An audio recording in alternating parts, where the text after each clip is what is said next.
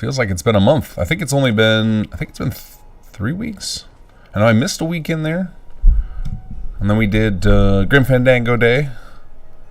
Because I had a bit of a sore throat. I think I'm 98% recovered now. You guys be the judges of whether my voice sounds correct or not anymore. Speaking of which, let me know if you guys can hear me. Getting used to my controls again.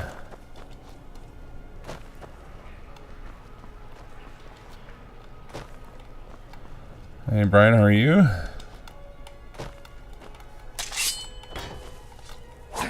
Take that, kettle.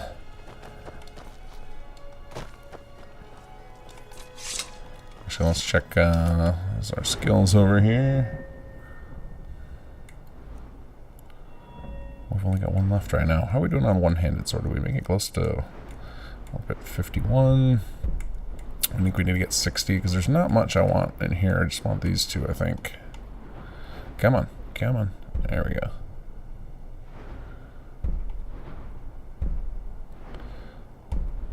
Yeah, I'm about useless with power attacks, so not even going to worry about those. Just going to get our damage maxed out. Get some light armor going.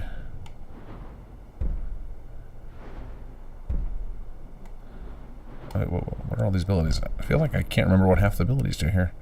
Stamina regens faster. Light armor weighs nothing. Custom fit. Okay. Yeah, I think we could do the full light armor tree. No reason not to do that. Hello, Captain. Slangel. Hello, folks. Give everybody a minute to pour in before we dive into this. Yeah, it's currently 9 o'clock at night for me. We're 1 minute shy of it. So I think I've gotten used to, because I've been juggling between all 3 games. Between all 3 current Bethesda titles. I guess not even current, because Fallout 4 not 76. All of the most recent single-player entries in Bethesda's franchises. I guess we'll say that. And I have Starfield. I have my jump and unsheath inverted from the other 2 games, because Starfield has some wonkiness with its control settings, where because it has the 3 different modes, you can be in base game, outpost mode, or in your ship, and each of them changes the control scheme. There's certain buttons, if you swap them, it like breaks some of the other things. It's kind of weird. Hello, Raven. Alright, welcome everybody. Day 3 of Skyrim. We are continuing with the Bard's College expansion. We finished most of this quest of the Music Merriment Muckrakers, where we went to the Winking Skeever, did a little bard party, all that. So far, I have not done much with the professors. We learned about instruments, but I haven't unlocked any of them. I do have the side quests to do them. We learned about the Battle of Wits, and then I think we tied with Lalia. I don't think I beat her.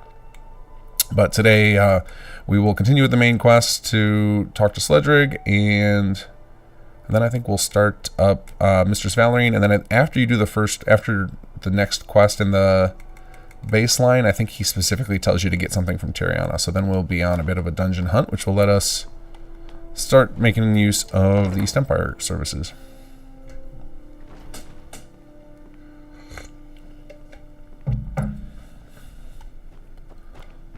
Alright, let's see here. Hello, Oldest. Something I can help you with? Not yet. We're still, what level am I? I'm like super low level, level 11. I'm getting a baby character here. Hasn't done anything of note. No ballads yet. Say no more. There is an understanding between us. When we further news, we'll let you know. Thank you, Tiriana. And thanks as well to your partner. Now, if you'll excuse me, I have company. Welcome back. I hope things went well at the gathering. Tell me, what do you think the purpose of you going there was?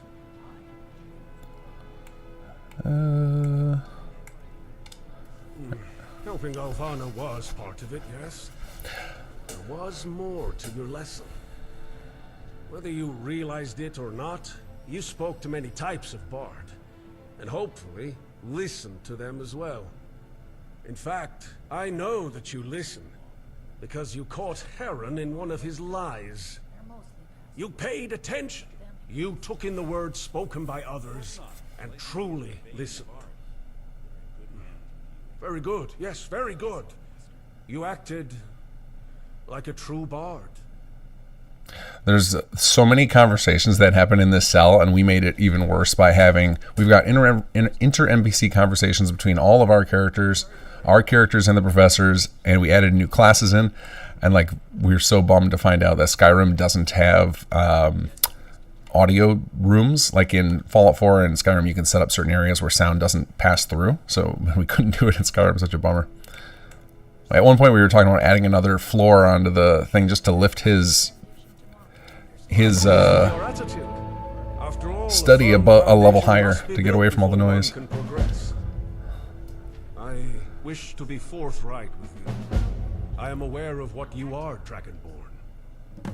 It is why I asked you to come to me. You have the power of the Thum, a mighty gift indeed. However, it is a power few recognize the full potential of. And with but a small amount of bardic training, your voice can be so much more. This moment when we were planning out Bard's College, because we knew we had a whole bunch of ideas for different projects we wanted to do in Skyrim. We have been juggling between the games.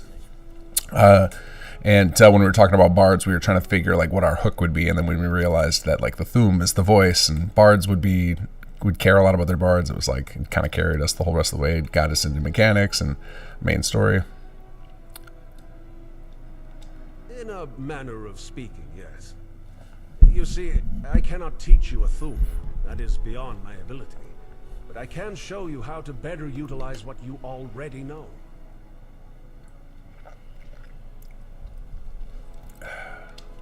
Yes, although it would be more precise not to say I knew, but that I felt it. We have similarities, you and I. It is what allowed me to sense what you were, and what will allow me to teach you my secrets. Guys, I have to do something, and I am sorry, but we need to reload. I forgot to hit record. And I'm trying to do a edited let's play this, so we're gonna back up and do it again real quick, and I can then talk to chat since I see all you guys are coming in now after I already got started. So we're gonna back up just a little bit. We'll just do a little bit of Sledrig's conversation over.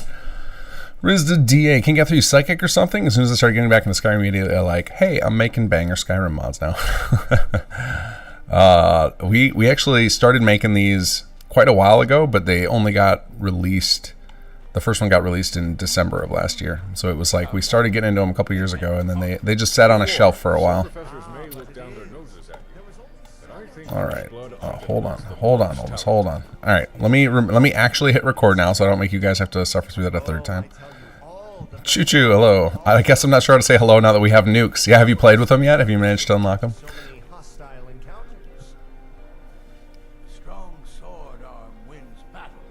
Okay, let's hit record here. All right, there we go. We are on to day 3. Let's head on back up and listen to that conversation again.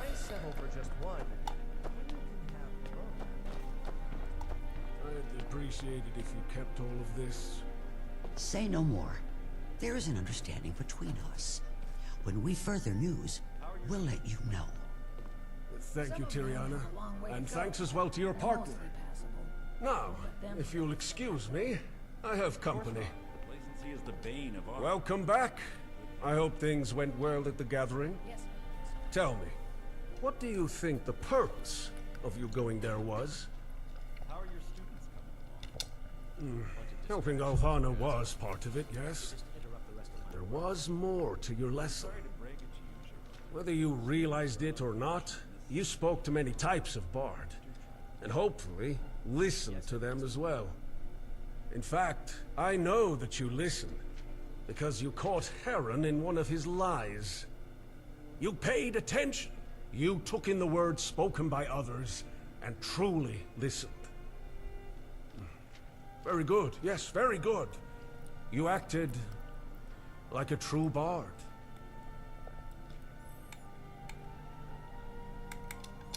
I'm pleased with your attitude. After all, a firm foundation must be built before one can progress. I wish to be forthright with you. I am aware of what you are, Dragonborn. It is why I asked you to come to me. You have the power of the Thum, a mighty gift indeed. However, it is a power few recognize the full potential of. And with but a small amount of bardic training, your voice can be so much more. Would you be able to get me in contact with him? In a manner of speaking, yes. You see, I cannot teach you a Thum. That is beyond my ability. But I can show you how to better utilize what you already know. Yes, although it would be more precise not to say I knew, but that I felt it. We have similarities, you and I. It is what allowed me to sense what you were, and what will allow me to teach you my secrets. I'm not sure why that lights up again. This is I think it generally means there's like multiple entries that have that, but one of them is conditioned differently, and some reason that lit up again, but we're not going to ask him again. Indeed I shall, but not here. Space is too restrictive. I wonder. You see the wall in front of me. Like many things in this world, it is not fully what it seems. Go to the wall, my apprentice, and look beneath the surface.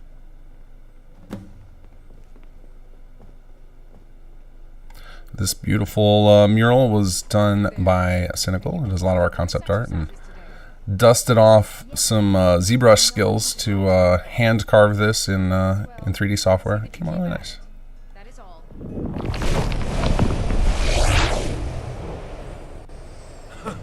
I thought this might work. Welcome. I'm glad you could make it here. This'll make things a lot easier. How to explain? This is my personal sanctuary, a reality of the mind, as tangible as anything from the world we live in. It is the culmination of decades of experimentation and of the abilities I shall teach you. That is, if you feel ready. It is difficult to explain. From my understanding, there are realms beyond the world we know. This being such a place. I believe it to be shaped by my thoughts and memory. How it came to be is something I am not quite ready to share. The same could be said of any bard. We are each more than our professions might suggest. But I grasp your meaning, and you would be correct. Have patience. In time, you will understand all you need to know of me. Can you guys hear this all right? Do I need to turn up the volume? It sounds good in my headphones, but I'm looking at the meters on the dial on the stream output, and it looks a little low for Mr. Sledrig. Yes, I believe that you are. You have already passed my first lesson. You have shown at least some aptitude in the skills of a bard. Perhaps it will be enough. So, pay attention and learn. All right, let's do a quick pause here. See if we can up the audio a little bit, or if I've already got it maxed. Yeah, I think we went through this before. Is that I need some sort of, for whatever reason, Skyrim just plays really quiet on my computer, and I've not figured out why. I'll do one more check and see if there's any application options I have. Maybe just my raw desktop audio.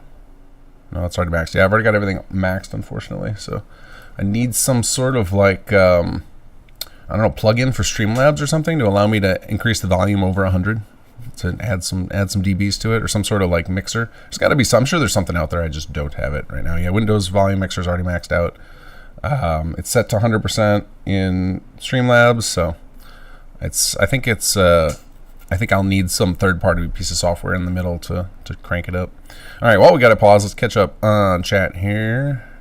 Yes, I am. I just came off of a sickness, Choo-Choo, so my voice is, I thought it was 100%, but clearly not. Must be a little off still. But yeah, I was sick with a horrible hacking cough for about a week and a half.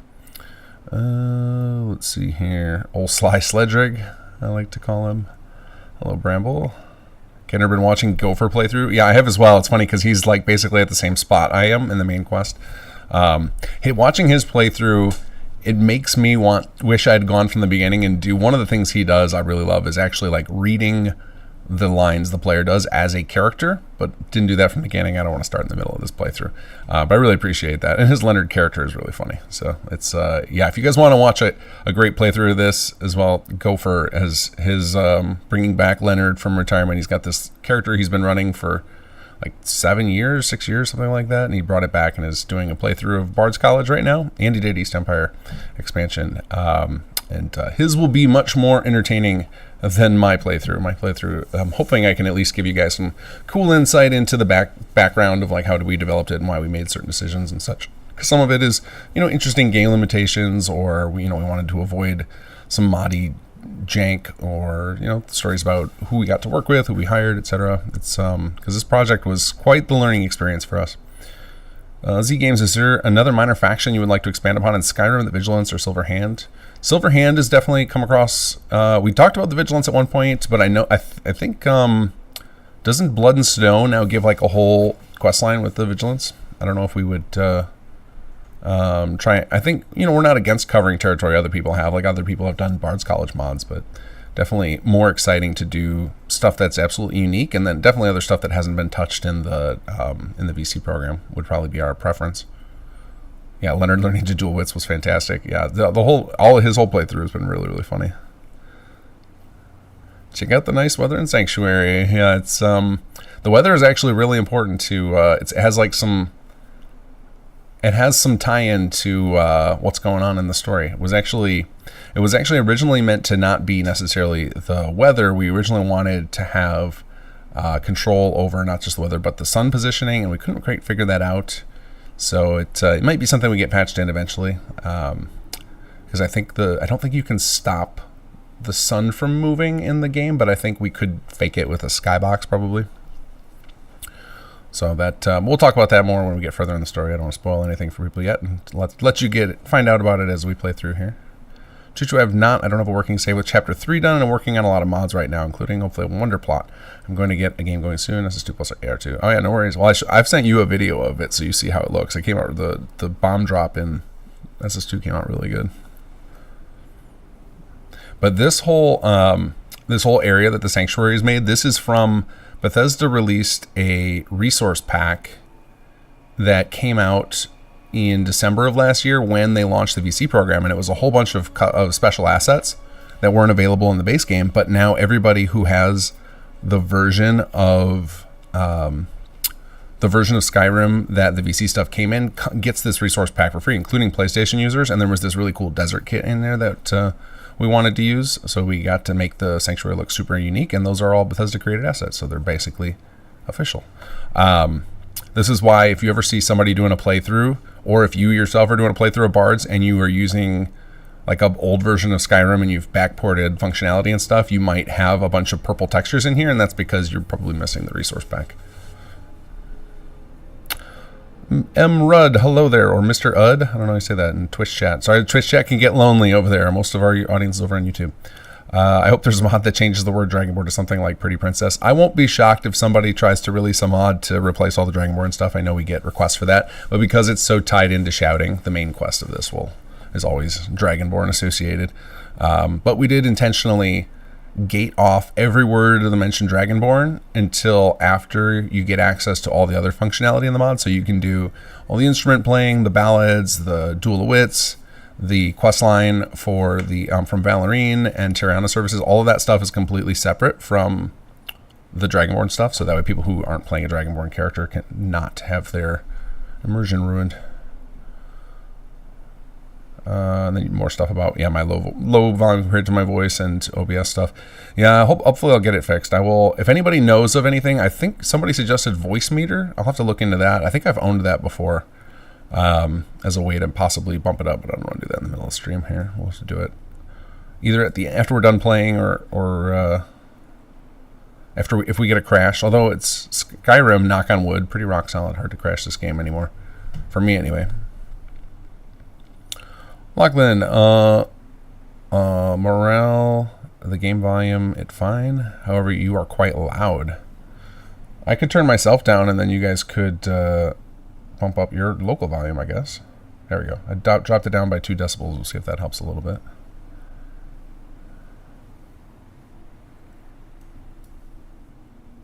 For me, not morale. That's quite the autocorrect. So this is on the Creation Club then? Yeah, so you do get money from that if I buy this. Yeah, we get a royalty on this. This is what we start. We joined they renamed Creation Club to Verified Creators Program. And for us, this is a way to raise capital so we can have a game company and build toward having our own title. Because for one of the things that happens every time we're developing big stuff for Sim Settlements is we keep running into brick walls, things that the engine isn't capable of doing, or we have to spend dozens of hours solving a problem that if we had access to the source code of the game, we could fix in a couple of hours. So it's just clear to us that in order to get like the game of our dreams, we need to make our own eventually, and that costs a lot of money these days because all of us either we have to spend 20 years doing it slowly in our off hours and hope that it doesn't fall apart because 20 years of doing the same thing, you'll start to get bored of it, or we got to raise a lot of money so that we can do it right. So that's currently the path we've taken. So we are making some projects for Skyrim and Starfield, which are up for sale. The Starfield stuff, we don't have anything for sale yet, but we will soon, possibly in the next couple of weeks. I'm not sure. It's out of our hands. We kind of just turn stuff in to Bethesda, and then they give it out to you guys when they're ready.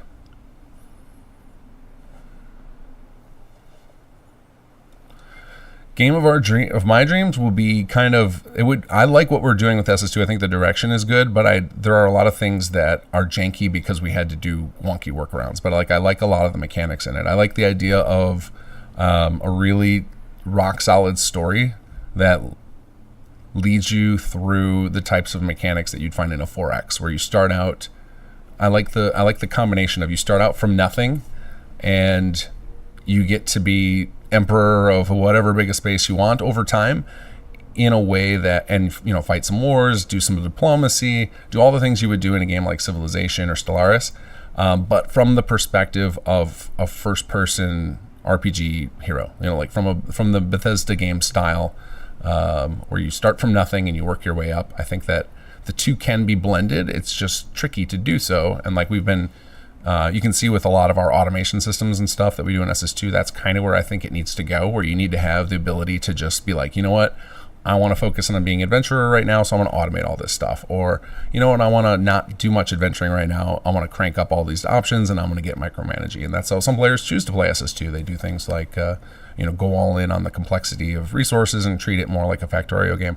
And I really want to explore that space deeply of what does it mean to have the first-person survival RPG experience, but have this all these things that can impact the world that you can do, and have characters react to them. So a lot of story stuff, reacting to you making these decisions, and of course playing out with a big epic story to go with it. So it's kind of like a what if SS2's spiritual successor, but with less jank because we would have control over the engine. That would be kind of dream game right now.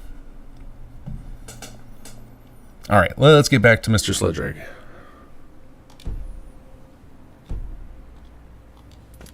Go! Yes, your senses do not deceive you. Like yourself and a handful of others, I too am able to produce a Thum. Now, observe and listen carefully. Go! Did you hear it? Did you hear the accompaniment? And yet you will see I hold no instrument. And you have my word, it was no parlor trick of a mage. What you just witnessed is the first thing I will teach you. I call it a resonating shout. Close your eyes, and again, listen.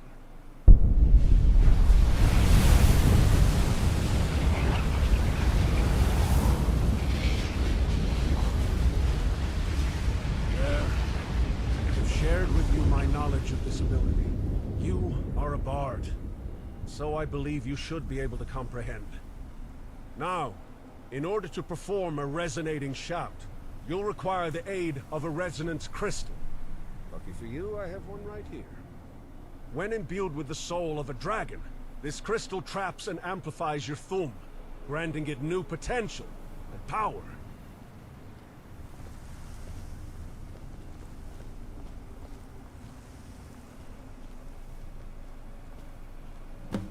I have placed the crystal on this pedestal. Perform a shout you wish to trap and empower. Aim it at the crystal and ready yourself. Alright, let's see if I remembered. Yep, I got Unrelenting Force. I think Unrelenting Force is the one most people go with, and it's actually one of the more useful ones, especially because it unlocks a little secret. So I highly recommend doing Unrelenting Force as your first one here. Force! Very good. Now you must defeat the echo of your shout. Have no worries. It's all part of the process. Force! Now, if you want to make things easier on yourself, if you stand by this crystal, it constantly recharges your shout. So you can just keep shout locking this guy.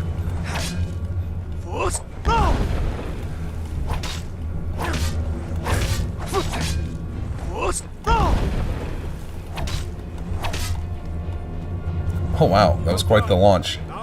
I think his ragdoll like bounced up over here, and that's where the thing is attached to, even though he's actually over here. That's so funny. Got ourselves our nice shiny crystal. This was I saw some of the work in progress of how this got done, and it was like all hand carved in ZBrush. Ton of work. Wonderful. You are a quick learner. The crystal in your possession. If you perform that same boom again, it'll now be a resonating shout. Go ahead, try it for yourself. Force! Oh, look at that echo. Music to my ears. I am pleased at your progress. I had worried this might not work.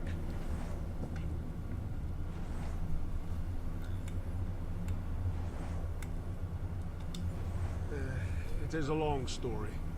I am not Dragonborn, and I do not follow the ways of Jurgen Windcaller as the Greybeards do. But there are other, older ways to gain knowledge, too. Wonderful, isn't it? I won't pretend I fully understand, but I do have my suspicions. I believe the music you hear is the essence of your very soul. You are simply allowing it to come forth, giving it form. If I'd not passed on the knowledge, let you develop your own technique instead, perhaps your soul's essence would be expressed in a different way. Trial, error, and many, many years of practice. I'm in a somewhat unique position, having intimate knowledge of the bardic arts and of the Thum. And there are other factors as well. As I expected. After all, you are Dragonborn. Almost any Thum you have can be enhanced in the manner you just performed. All you need do is place a crystal on the pedestal, imbue it with the soul of a dragon, then speak the desired shout. Here, take these. That's all the resonance crystals I have. They do not yet hold dragon souls, though. That is a task for yourself.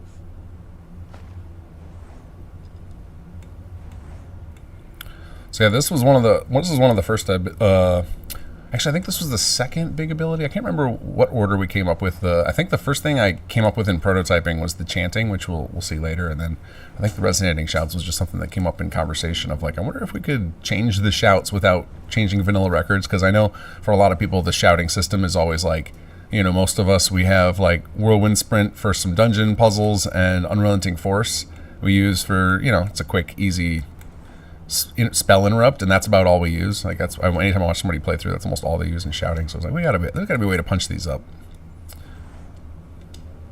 In theory, yes. Perhaps some shouts are more suited, others less so. It'll be up to you to find what works best. Such crystals are rare and not easily sourced, but I will look into getting more for you. Until then, make do with what you have. You can always cleanse a crystal to remove the shout trapped within. But be aware, if you do that, you'll have to start the process of trapping the Thum all over again. Where can I find dragon souls? Yeah, I know where to get those, thanks. Besides myself, you are the only person able to perform a resonating shout. I hope you make wise use of this power. I suggest you take some time to practice and hone your new ability. It may take some getting used to. What I heard of your voice, it appears your understanding of the dragon tongue is still rudimentary. It may be prudent to improve your lexicon. You should speak with Professor Tiriana. She can provide you with locations where you may discover more words of power. Your lesson for today is over, but feel free to explore my sanctuary. There are many things here that could be of use to you. When you wish to leave, you need only exit the way you entered. And if you've the need to return, well, I'm sure you can figure that out. And take this. If you ever need to come here quickly, that'll explain how you can do so. Just be prepared to do some legwork. I will send word when your presence is next required. Till then, practice. And be well, my apprentice.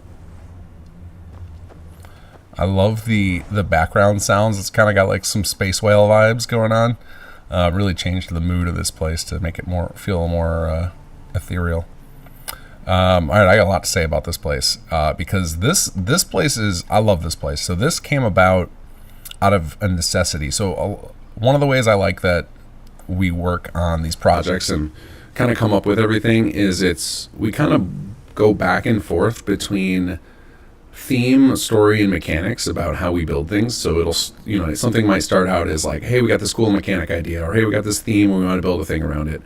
And then as we evolve one of them, like, so say we come up with some new mechanic, then we'll start to form a story that leads us there. And then it might be that the story needs such and such a moment and the mechanic needs this. So in this case, when we started coming up with the shout stuff, like the fact that the player could enhance shouts, and we wanted it to be a mystery about what was going to be happening and let it be a trial and error thing. Let the player experiment.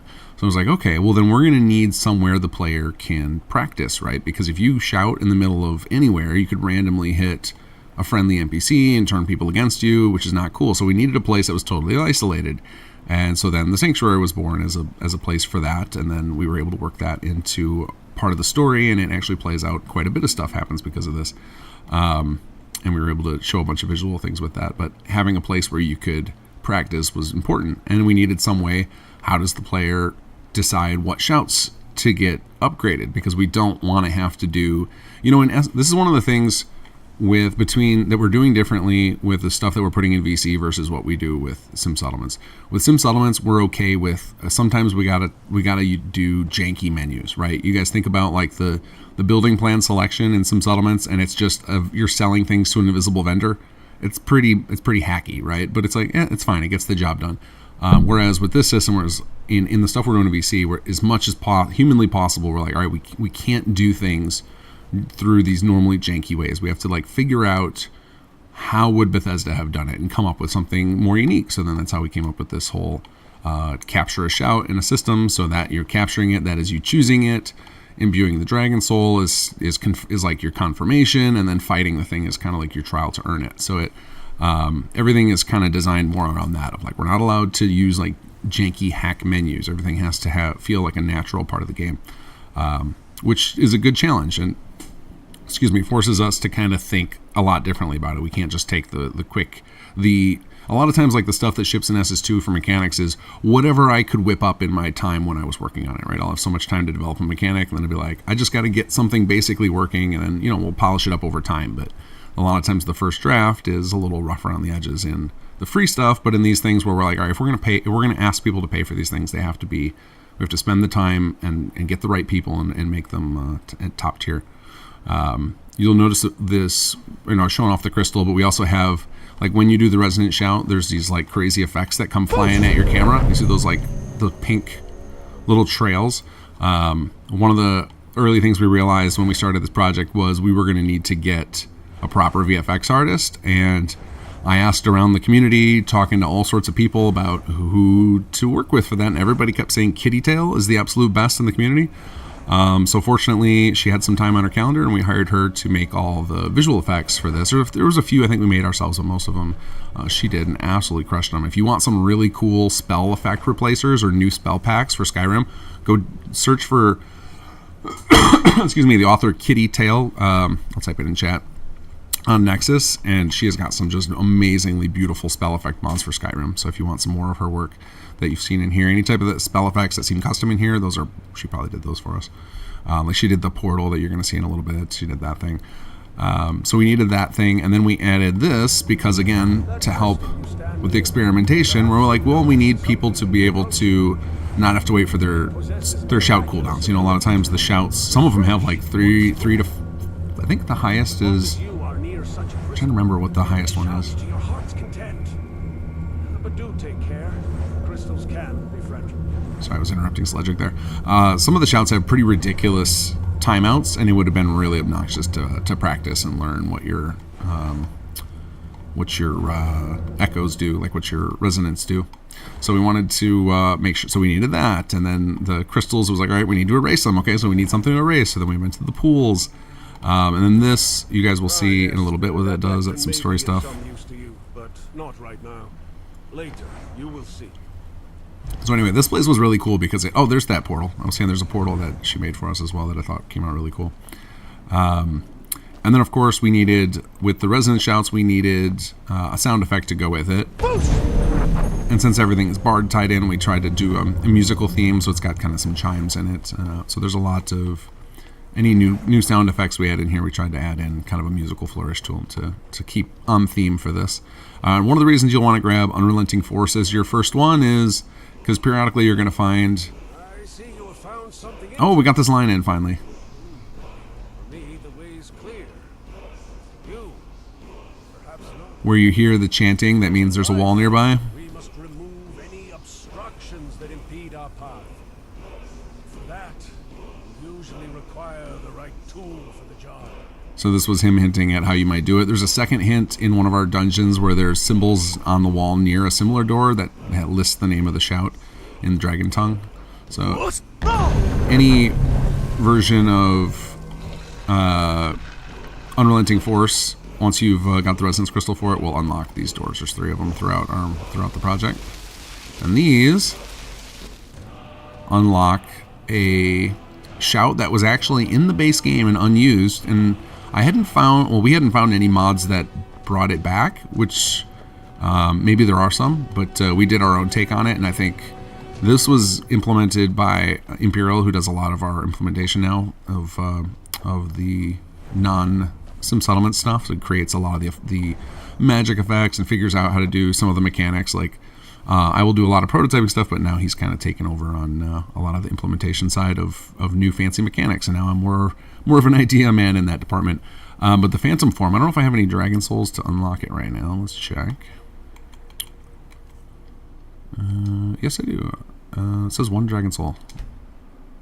Oh, that's the cost. Okay, so I don't have any Dragon Souls right now. Yeah, so when we get one, we'll get this. But Phantom Form was interesting. It was actually a base game shout that was cut, or was maybe only intended for, I know the Greybeards use it, and they have you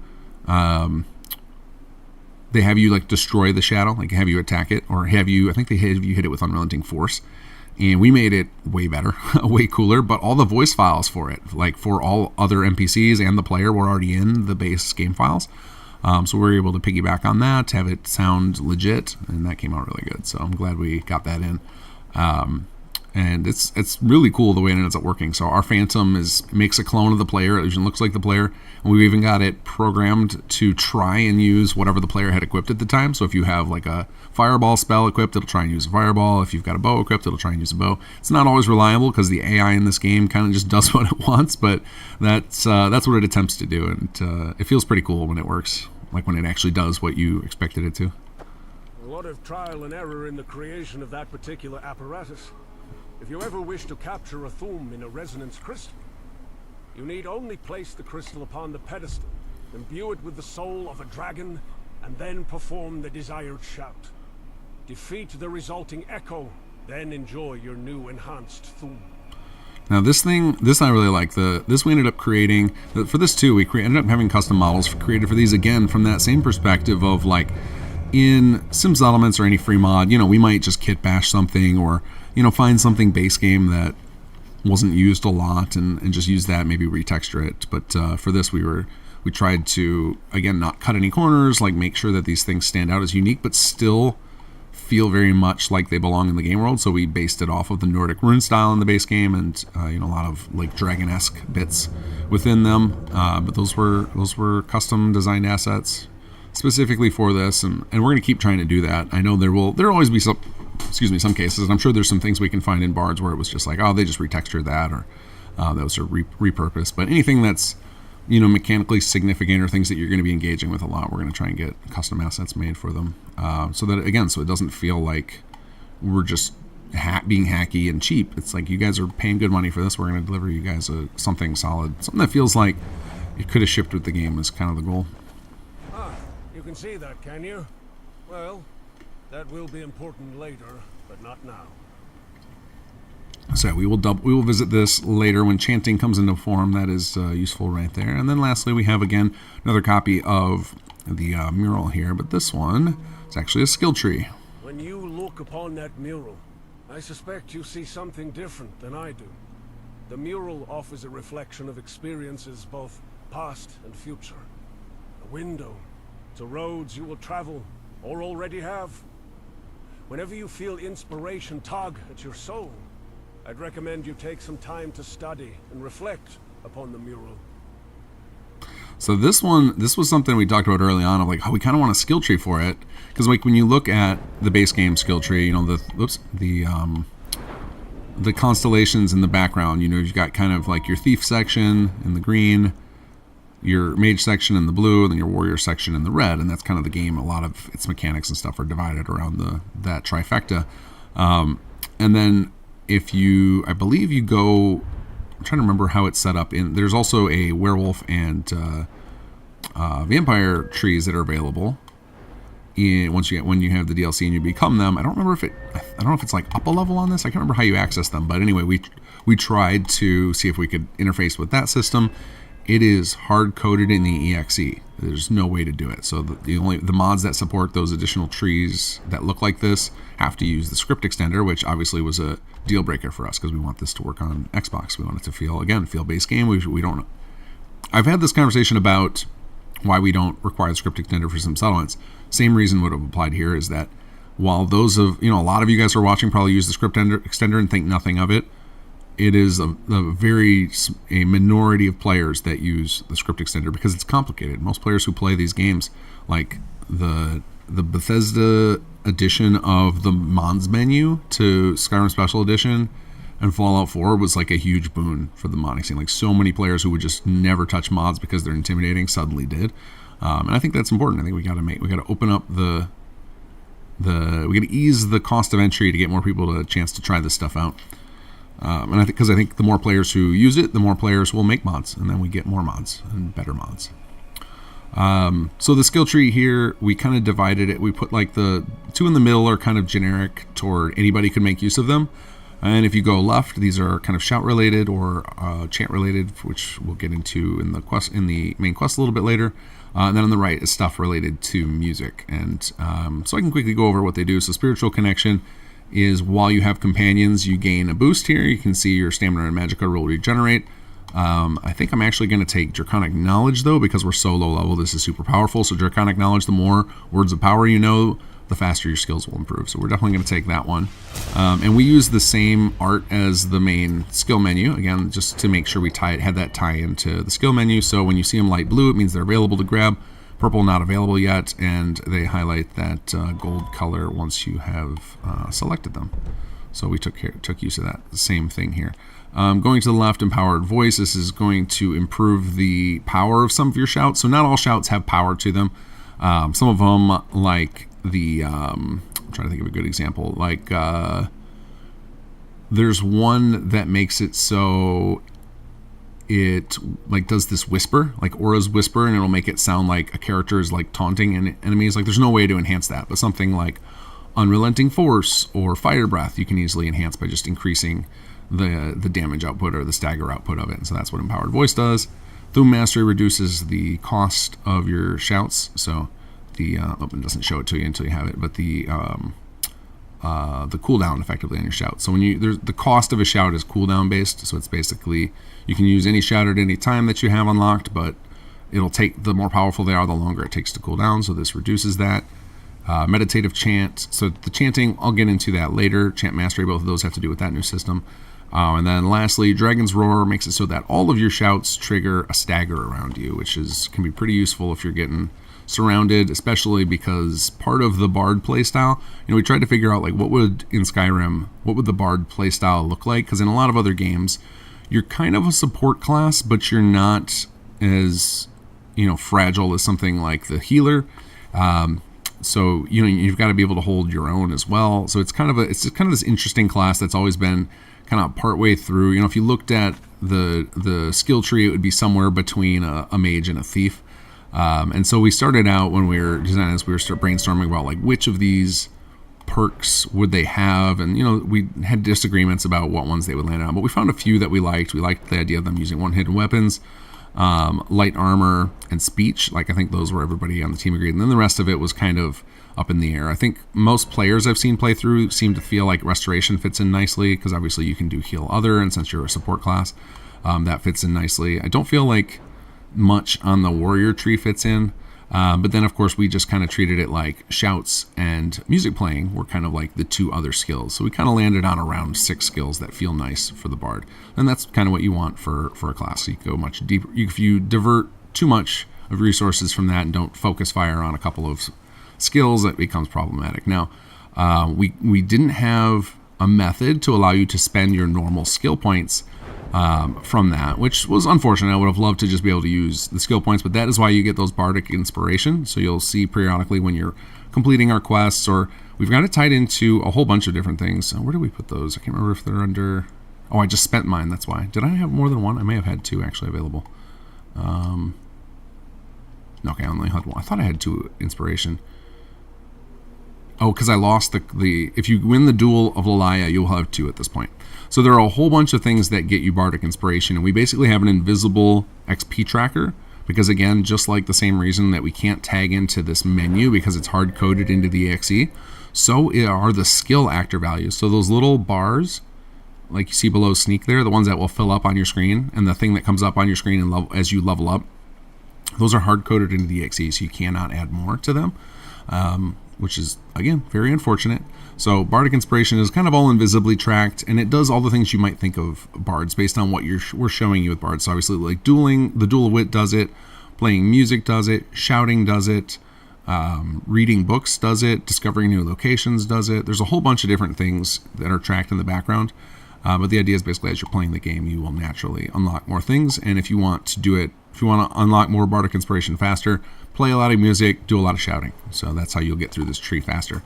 Now we have, some of these have multiple ranks, but we did not stop bardic inspiration from being given to you after you rank them all up. And not all of them cost a single point. So a lot of these to get to the higher rank will require, so like this one costs 7 to get to rank 2 because it's a very powerful ability.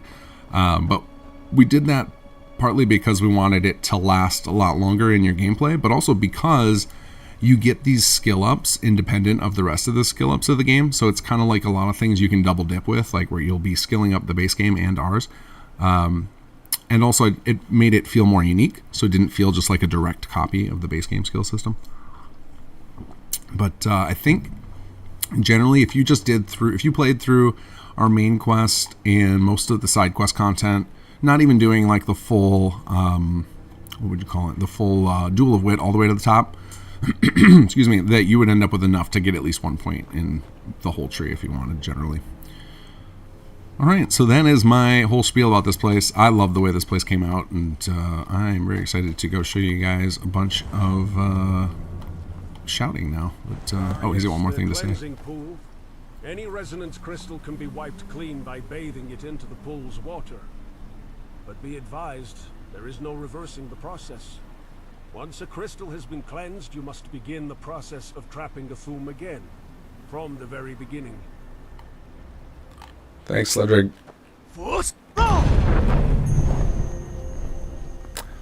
that chime is so nice.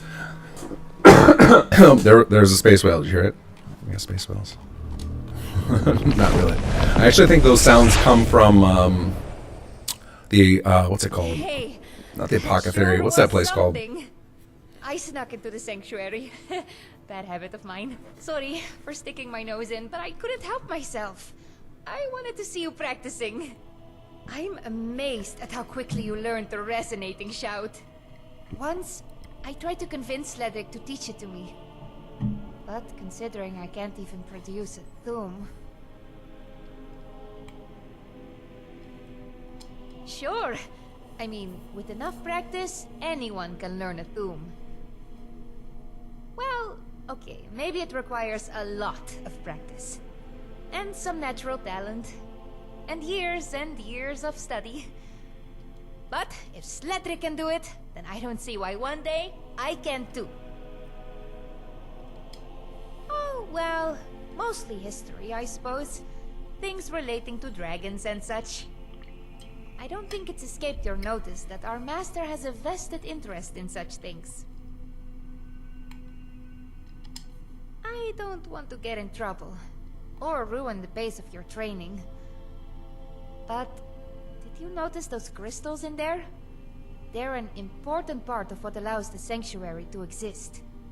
They're also the key to one of Sledrig's more powerful abilities. I know he intends to teach you more about the crystals, and what they can do. I don't know. I think there's things to do. For those of you playing through for the first time, if you would, I'm going to just spoil this because I know, because you don't get another chance if you screwed up. If you are kind to Helvana and ask her lots of questions, she becomes an option to marry later on through the, I'm trying to remember the priest. There's the priest in Riften you can go to and you can get the marriage amulet. Oh, thanks. I didn't expect you to say that. Always nice to see you too. Say, before you go, it might be a good idea to brush up on some of your bardic skills. If the skill of wordplay intrigues you, I'd recommend introducing yourself to Mistress Valerine, the college storyteller. Your choice, of course. I won't keep you any longer. Bye for now. Hey, we just got another bardic inspiration. I just realized that line she just said about Valerine. I've never heard that before in all my places. I think she has one for each of the professors. So she will play one at random if you've met them all, or none at all, and then she'll play one you haven't met yet, which is pretty awesome. I'm gonna go start the Valerine stuff, but first let's go back in real quick and spend our point. It doesn't take that long. Also, let's catch up on chat here because I am way behind because I had to let Sledrig talk, and then I had to give on my spiel about this whole place because this place is a lot. But I'm glad we did it. All right, let's go with Empowered Voice. I actually could see going with Spiritual Connection as well, but I do want to start unlocking one of the trees. And we haven't even unlocked music yet, so we'll go ahead and do that. So this will make our Unrelenting Force a little bit more powerful. All right, going back to chat here. Let's see. Trying to see where we left off. Oh, here we go. Simeon, looking forward to Starfield creations. Excited, not gonna lie. I do need to temper expectations on our Starfield creations.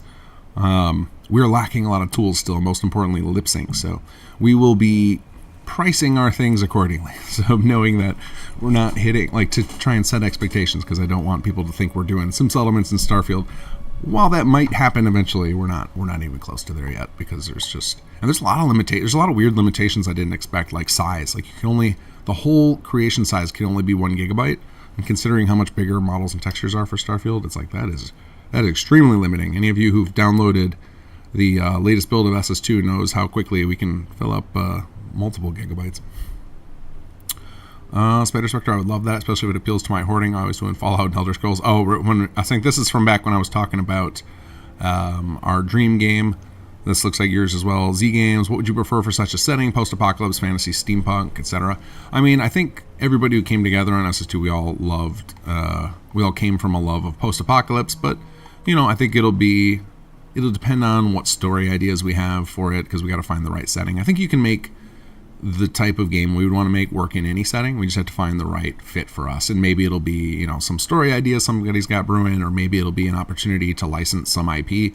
where it's like that one would fit nicely, and it comes with a lot of lore and world building. So we don't really have one locked in. I would say that the majority, our team definitely is going to prefer, I think everybody on our team overall prefers probably either post-apocalypse or fantasy over sci-fi, for example. We've learned is that I don't think that that's our full team's favorite setting, but I haven't found anybody on our team who doesn't adore Skyrim, for example.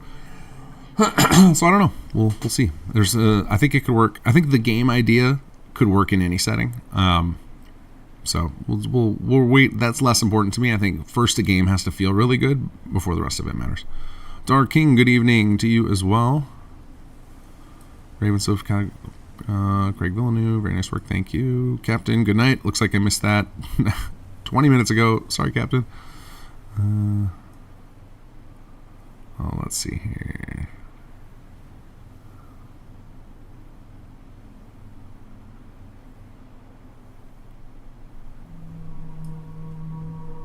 Sledge, do you need to make a new crystal as you learn the second and third words of a shout? You do not. So any word of the shout will unlock the resonation for all of them, but you can but the higher level of shout you use, the different effect it'll have. For example, with Fusro, it does Fus as a follow-up, but if you just do Fus, it actually doesn't do anything. And then when you do Fusro Da, the echo does Fusro and then Fus. So each word of Fusro Da, for example, has a different effect to it, and it's like a slightly different stagger. So when you do the full resonating version, it just casts them one after the other. So you can actually hit 3 different enemies with that shout. Just the first one will get hit by the big one, second enemy will get hit by the medium one, and third by the smaller one. James wrote a lot of mods use Phantom Ward Worms 2000 while the Thunderchild mod from Erin. Oh, cool. So it would be I'd be interested to see like what theirs actually do, because the spell that was on the base game didn't really do much. It was like it created like a clone that just stands there.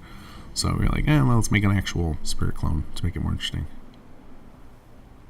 Too large fan form as a magic user is awesome. Yeah, it's very nice when especially when you have like the big master spells. It's pretty nasty.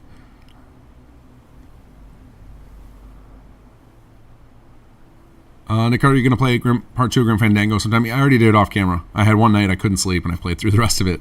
So I don't think I'll play on stream. I'll probably, when I bring back the Memory Lane series, I probably will always do the same thing, probably just play through for one sit down, but it depends. I think if everybody watching is like really into it, like, oh, we want to see more of this, I'd be into it, but otherwise it's just kind of like giving people a taste of some of the games that have permanently imprinted themselves on me for whatever reason. I think that was kind of the goal of that little series. I'll dip into those periodically. I think the next one I'm going to do for that is Warcraft 3. Because Warcraft 3 to me is one of the best marrying of a strategy game that has a lot of depth in it and has a great story and tutorialization in it. Like, I don't know how well the story holds up today, but back then I remember just loving the fact that it had a good story built into an RTS. Because before that, the stories were kind of like, meh. They were not what you came to an RTS for. And obviously, like, Blizzard thought enough of the story that they ended up building a whole MMO around it. Alright, trying to find Valerine.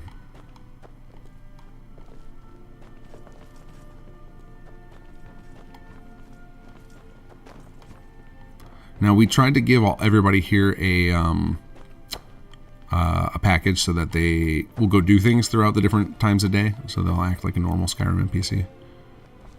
Which is also why we ended up putting trackers on everyone under miscellaneous, because obviously that makes it hard to find people.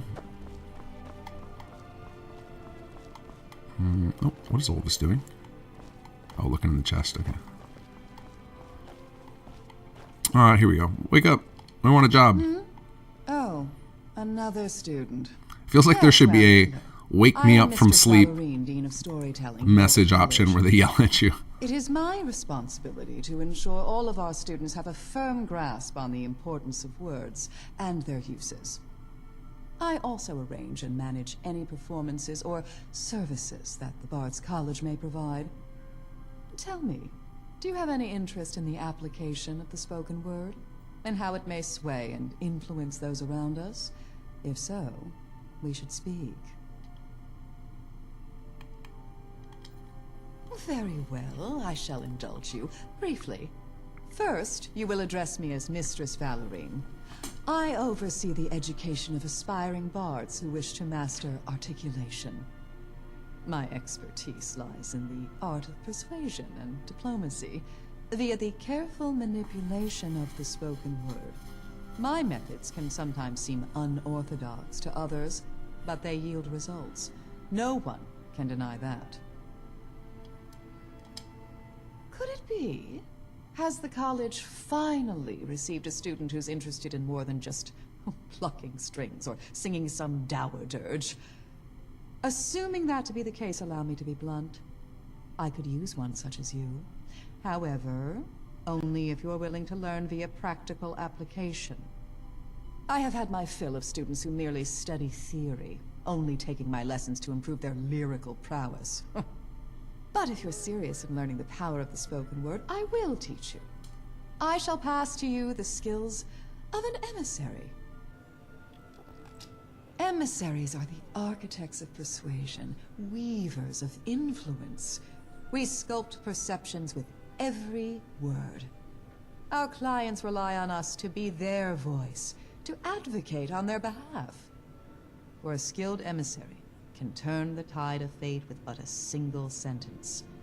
We are the conduits of diplomacy, the harbingers of negotiation. Our words are our weapons, and silence our shield. Learn to wield them wisely, and you will go far. Enthusiasm. I like that. Very well. Let's see if you have what it takes. We shall begin your lesson. Ahem. You have been contracted to act on behalf of a client. You stand waiting in a tavern. There, you spot the merchant you are hired to speak with. The client has requested you put the merchant in a receptive mood in order to facilitate a future business transaction. This is where your skills as an emissary come into play, as there are many methods in which to coax a desired reaction from someone. When speaking to your mark, you could employ a heartening tone, assuming that they are receptive to valor and daring egotism. Or perhaps you can foster a whimsical mood for those who seek indulgence or are of a capricious nature. A dramatic flair may captivate others, grand exaggerations, theatrics, and the like.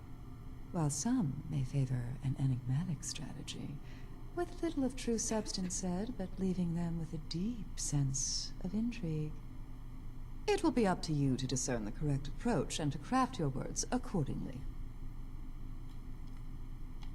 I shall teach you that. Now, for this exercise, I shall play the role of the merchant you were sent to meet. First, observe. Read my demeanor. I am a large, portly man, sitting at a table surrounded by many empty flagons. I am high-spirited and quite jocular. I cheer and applaud the antics of a nearby jester, and when I greet you, it is with a smile and an elaborate doff of my large, feathered cap. Now, I love the way she says that. Tell me, if you wish to build positive rapport, how would you address such a person? What would be your choice of words?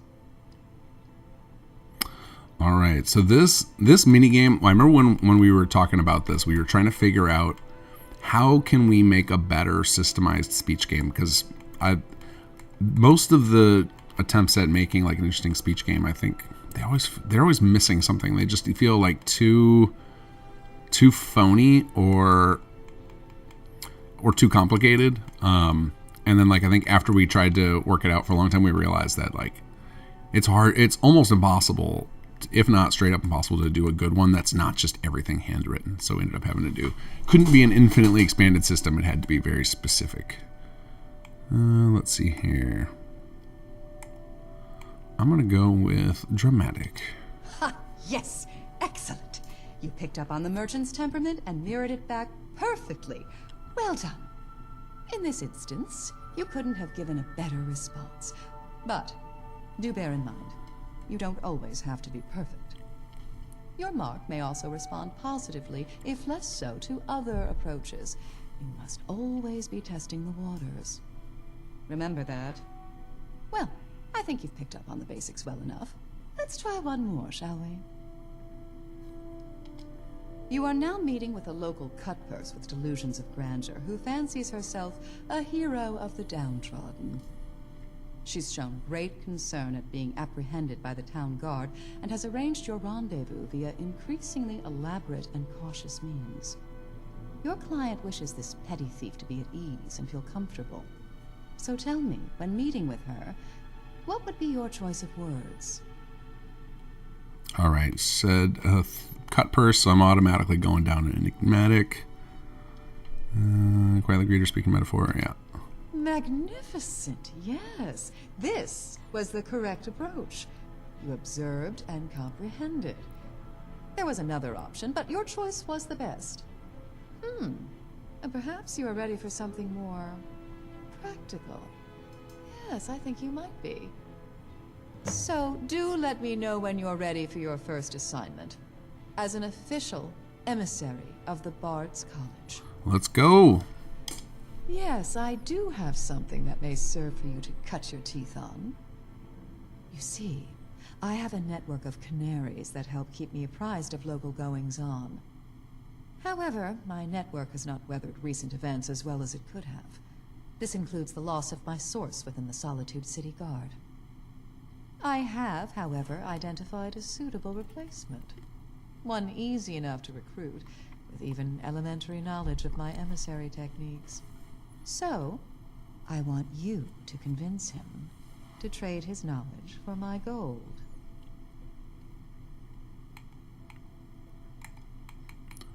All right, let's see. What happened to your old source? What do you require information from a guard? What more can you tell me about this guard? No, we're not going to say no to this. He lost his head, quite literally. If he had only taken the time to pass information on to me rather than committing treason, things would be so much more agreeable right now.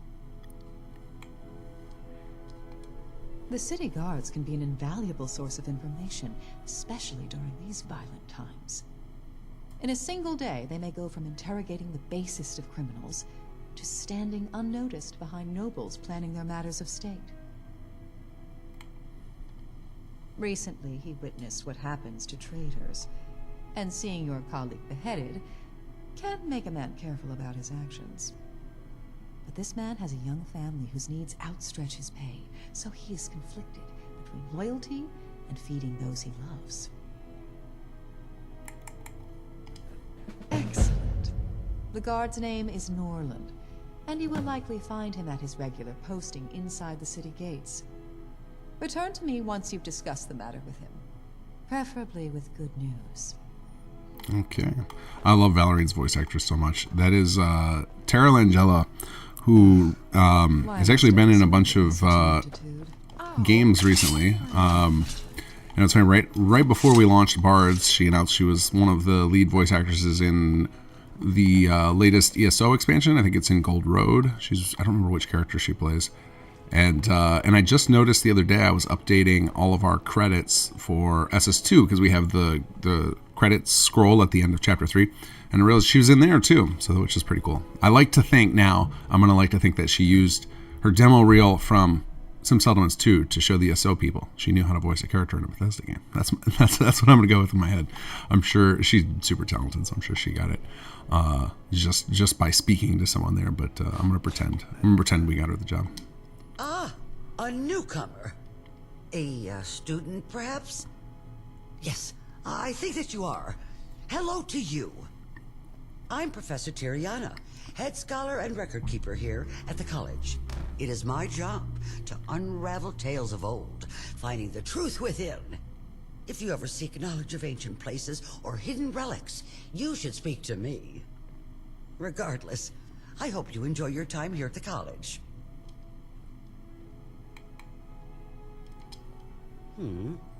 Me? Well, I hail from Black Marsh, I suppose. Don't really remember. Was an orphan, you see. Thankfully adopted. Nord mother, Imperial father. Good people. Gave me a good education. Lots of books. Yes. Took a great interest in the histories of Skyrim and Tamriel. So much to learn, but so much lost to the ages. Deeply enthralling, yes. Why, did you know that by some accounts, Yskamor, the first true ruler of Skyrim, is thought to have... Oh, wait. What were we discussing again? The absent-minded lizard lady. Let's see here.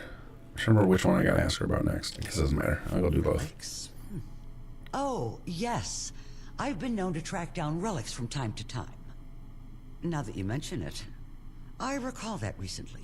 I've been aiding Master Sledrig with his hunt for such things. What was it he was looking for? Scrolls? No.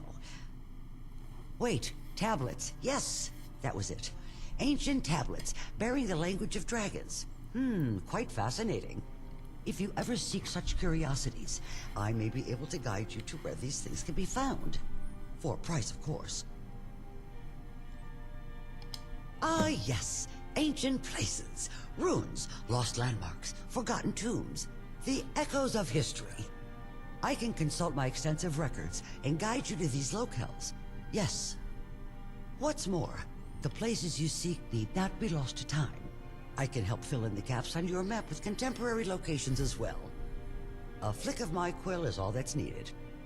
And of course, a generous donation to the college.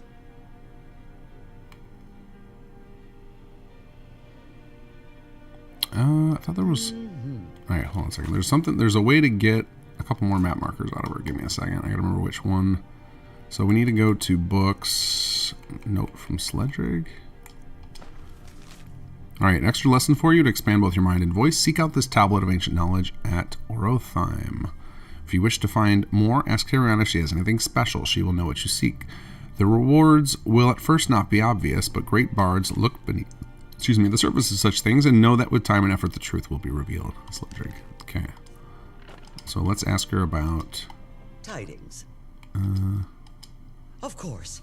Just tell me what you're looking for. Have anything special? Here we go. Special?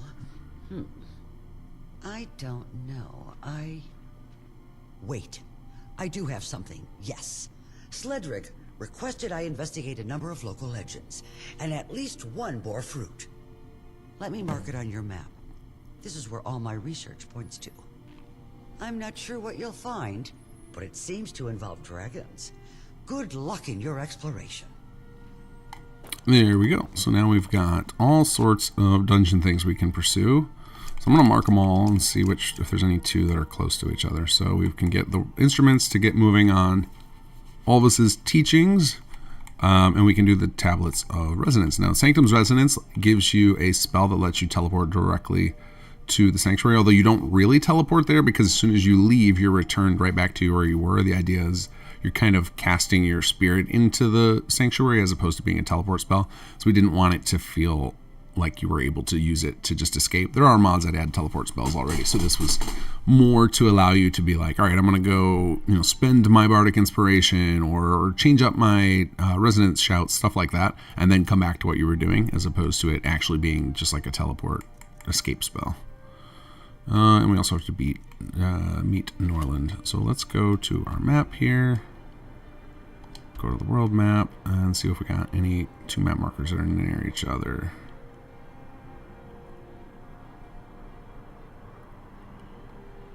Alright, let's see here. So we've got Finn's loot way over here. Okay, we got one that's both. Hobsfall Cave has got the flute and resonance. That was lucky. What about this one? Orotheim has the first tablet. Oh, we already knew about that one from the quest marker. Where's the other? Where are the other instruments? Why are they not coming up here? Down here we've got the drum. Third tablet. Okay, so those two are kind of close to each other by Falkreath. So we've got 4 of our objectives that are pretty close to one another. And then so those two, and the ones down by Falkreath, and then the 2 that are spread out are one way over here, and one kind of the opposite side of the world. So we kind of got to go like north, south, east, and west here to get all the things. All right. Well, let's go do Valerine's real quick first, because that is in town.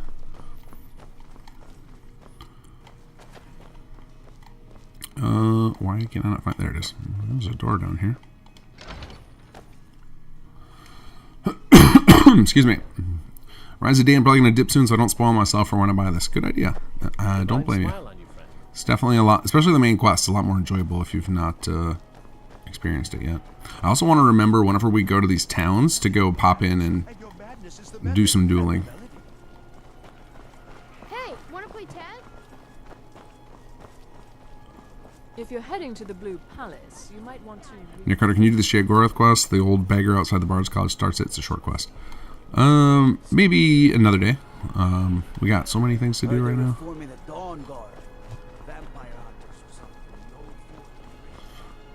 I think if we finish all the Bard's College quests, I'll probably want to start taking out some of the faction quests so we can do some of the ballads and stuff.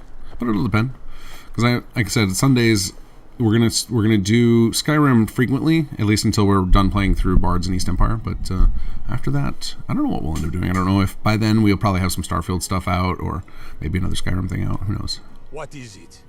Can't you see I'm busy? I can't be seen making casual conversation.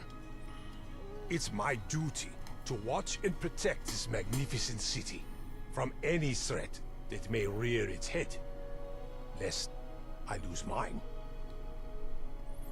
Okay. Excuse me. And yes, this is original voice actor.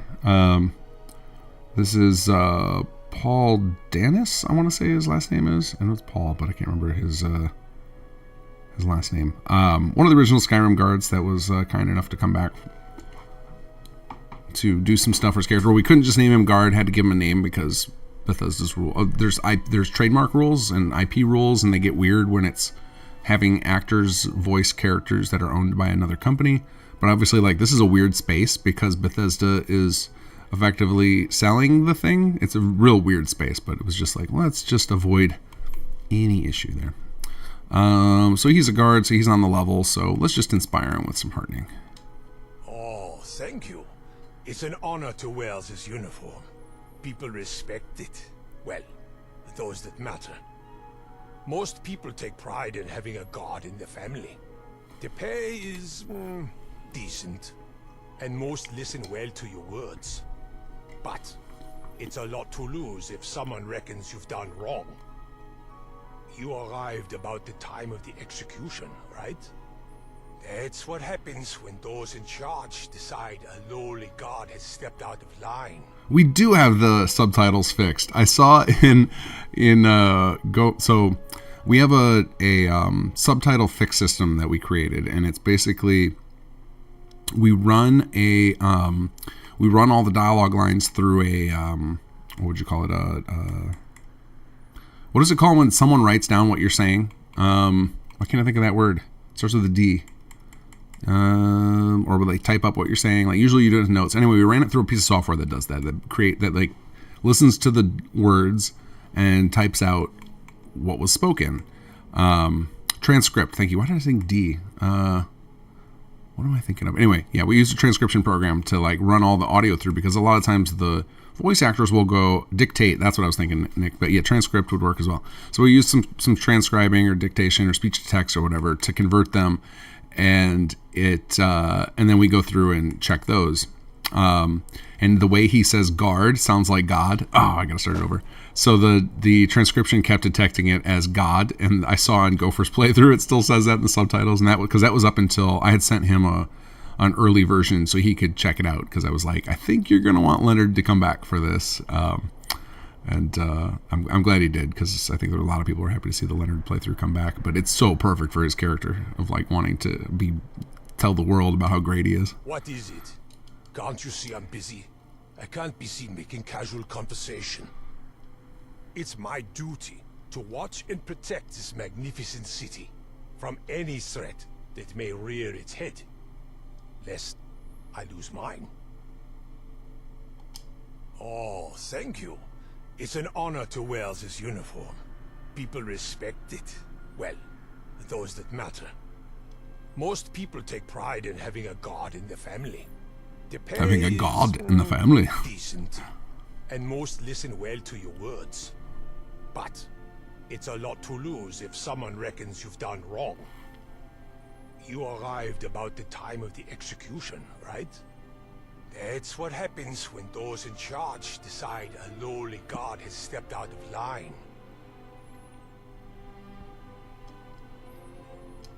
You're right.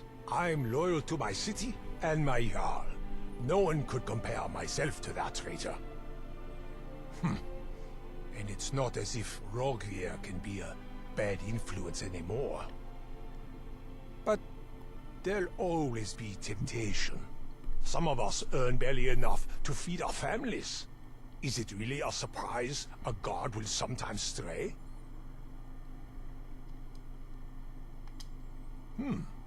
Talking to a bard is innocent enough. And they give coin, you say? I'm not sure, but let's say someone did have interesting things to say. How might he find a bard to help turn those words to gold? Yes. Good, good. I'll be sure to look out for them. Thank you. Thanks, Cardinal. I appreciate you. Actually, does he have anything more to say? Oh no! Actually, I just stole his helmet. Does he care? Let's see, am I going to get attacked by the guards? Let's see. Do you care? Solitude wouldn't Nope. be the same. He's fine with it. Festival. It's alright, Guard Norland. Misclick. Hey, wanna play tag? No, but you better take this helmet and get out of here. Have specific business. I'm not interested. So the Valerine's quest line, for those of you who follow a lot of our development, was written by Indy County, who did the writing for the CPD. It was the one piece of the Bard's College not written by Mr. Sledrig.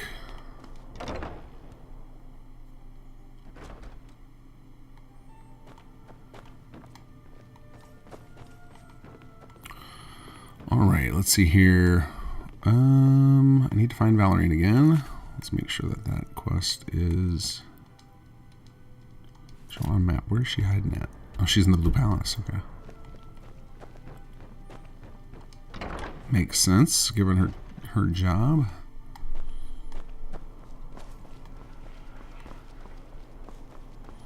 I keep expecting somebody to approach me for my for having this helmet. Come back here. Don't go, don't go. Ah, there you are. Any success with Norland? Maybe we shouldn't talk about it right in front of this dude. That is good news. Well done. I'll make contact with him shortly. This wasn't a difficult task, but you have saved me some effort and thus earned yourself a reward. Here you are. Spend it in good health. You did well. I may require assistance with more tasks, so do check in with me from time to time, if you are so inclined. Until then... I think she has another one right away if you talk to her again. I do indeed. Now that I've satisfied my need for local knowledge, I think it worthwhile to expand the reach of my little network. I want you to talk to Helvana, a young Redguard girl working at the city stables. She spends much of her day chatting with the carriage drivers, exchanging a wealth of tales from across the land. I'd like you to convince her to share her stories with us. She is, I am told, a figurative open book, reveling in heartwarming tales and gripping sagas, almost as much as she indulges in the chatter of the roads. Surely you've traveled on those beastly carriages at least once. They may be uncomfortable, but there is something about the rhythm of the horse's hooves, the creaking wheels and sedate pace. It's that something that seems to cause passengers and carriage drivers alike to prattle inanely, revealing much that should perhaps remain hidden. What's more, should I ever wish to disseminate some piece of information, I would need only pass it along to one of these cart drivers, and that information would be spread throughout the land.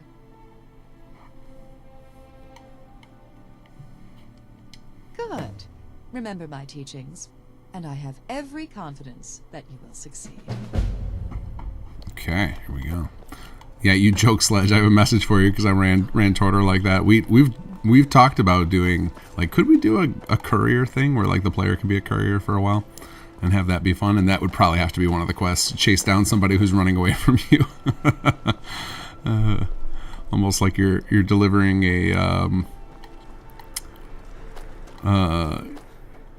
you're delivering like a jury summons or something, or a subpoena. Let's see. Oh, yeah, it's just on the road. Okay. Yeah, I think we can just walk outside and go there and do this. I have a message for you. Your eyes only. Well, that was it. That was everything.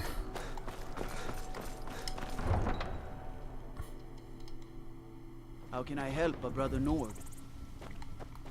Maybe that's why they let me have the helmet, because I'm John Skyrim. What is it?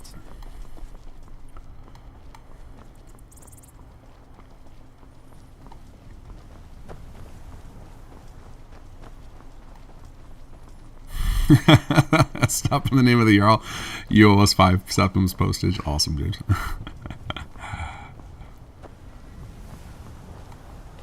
Citizen?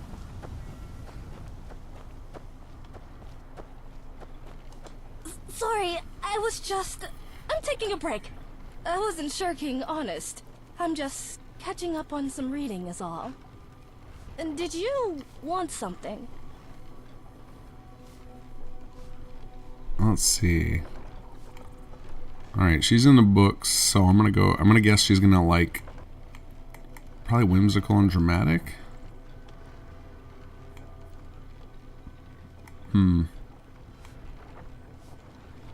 Yes, that's right. Some stories make me feel like a giant. There are sad ones and scary ones too, but the hero always saves the day. Usually. But books aren't the only place to find stories. Some of the best tales are the ones that were never written down. I will say one thing about this system that was really difficult is we had to have the voice actors kind of over-exaggerate their performances, because we realized like Fallout 4 can get pretty exaggerated with the faces, but Skyrim you only have like 6 different face options to choose from for the emotion, and they're very subtle.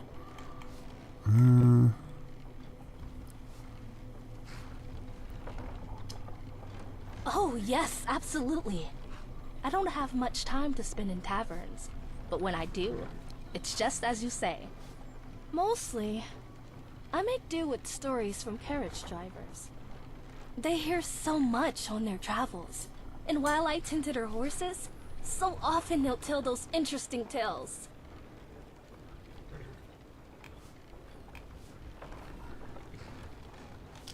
Oh my! You say I'm a... but they'd really want to share stories? With me? Perhaps you're right. The things I hear should be shared with others, to help write new stories to be sung throughout the ages. Besides, sharing tales with a bard sounds a lot more fun than dealing with horses all day. I think I'll start writing some down right now. Right. Okay. So I'm going to return to her right away, because I think the rest of her quests are on timers.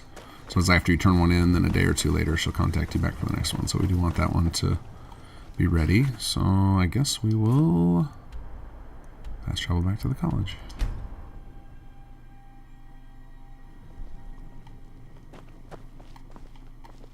I'll send word when your presence is required.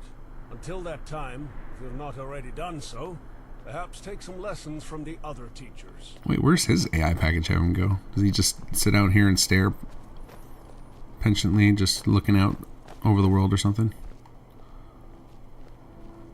Or is he going to come out here and use the sword fighting marker of of Perhas by accident?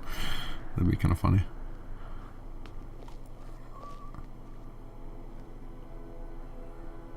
Oh yeah, he's going to look out over the world. Okay. Oh, he's looking for... I know what he's doing. Don't want to spoil story yet. Be careful!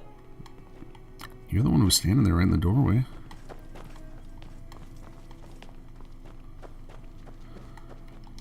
So, how did you fare at the stables? That is good news. I shall have to pay her a visit before she finds some other bard to listen to her tales. Here is your reward. Well earned. Well, now that concludes this exchange. But I may have more work for you later, if you're inclined. Until then... I do not have anything for Oh, yeah. you right Sure, now. there we go. Return later. There we go. And then you'll get a miscellaneous objective whenever she's ready for you. Decided not to spam you guys with couriers. You just know. You feel it's necessary. Ildi, what year did the Alvinary Dominion invade the Empire? We're the only people around who aren't complete fools. Thanks, General. Good Ildi, soak in the lore. I failed this miserably, Raven. I think most people I've seen fail the siblings one, which we agreed with, like, excuse me, throughout the later. So the what do you call it? The Valerine questline was one of the later things we added in development. Like, it was planned from the beginning, but it wasn't fully written and ready for implementation until probably about the midway point. And like by the time we were all playtesting it regularly and realized that it was a little too complicated for that stage in the questline, the siblings one, it was too late to rewrite it and redo it all for the production schedule we'd put together. So we were just like, well, at least we have a shortcut to tell people how to deal with that one, which is you just do one of each, and that's enough to get like a perfect result. And it's fairly easy to get at least a passing result. It's just a lot of people seem to like they want perfect or nothing. So, all right, let's do the one that has 2 in it, just to kill 2 birds with 1 stone really easily. So we'll head to Dawnstar and we can wander our way over there. Looks like we already got the fast travel point. Skyrim's AI packages are so much better than Starfield's. Yeah, I really missed. Oh, nice. We need some more dragon souls. Lydia, do you have a bow? Because I don't think... Well, I probably do. Let's see. Yes, I do. Where's he at? Is he fighting wildlife, probably? Oh, there he goes. A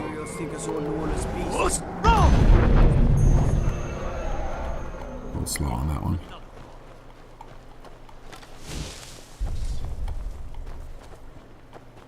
Where'd he go? Yeah, I think he's like fighting deer or something. Where you at, buddy? Where you at? Let's see if I can get his attention. Come back here. Oh, he's fighting a giant. Okay. I had a great clip when I was testing some things, and I don't know if I still have it, but it was a giant flew in and grabbed a mammoth. It was awesome. I just like caught it in its hitbox and just like flew away with it. Oh, he's fighting a troll and a giant. I understand why you'd want to do that.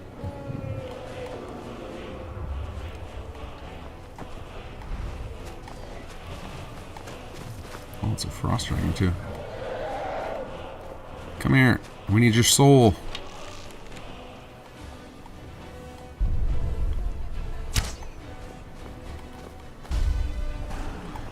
Is this a rideable reindeer? What? That's got to be Creation Club, right?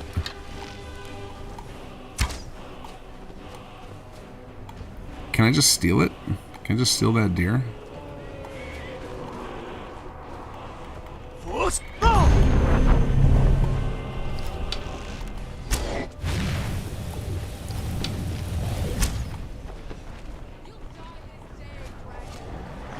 Ignore the frost troll, Lydia. Let the dragon fight it. Yeah, it's Creation Club. Okay.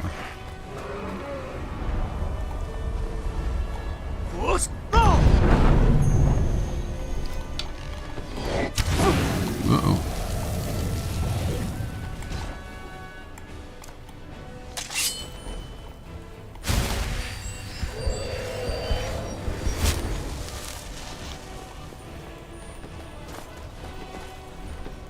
Yeah, fight the guards. They are really good with bows, unlike me.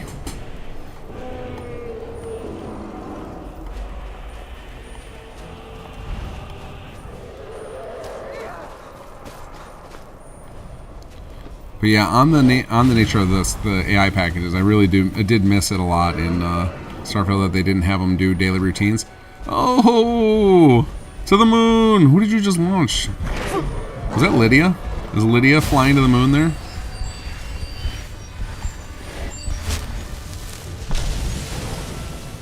Wait, why are you guys all coming at me? Fight the dragon. Leave me alone.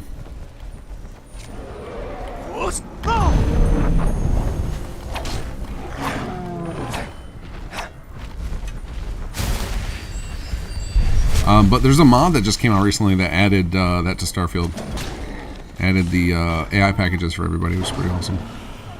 Good. Fight the troll. Fight the troll.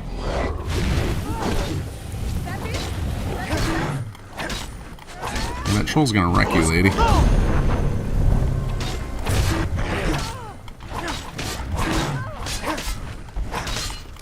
There we go. I feel like that thing's gonna murder me if I don't take it out. Where's the dragon? Where's the dragon? Oh, oh, oh!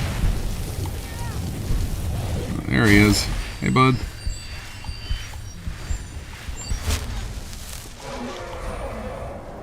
I think Lydia got launched into the moon and I'm never going to see her again. It's unfortunate.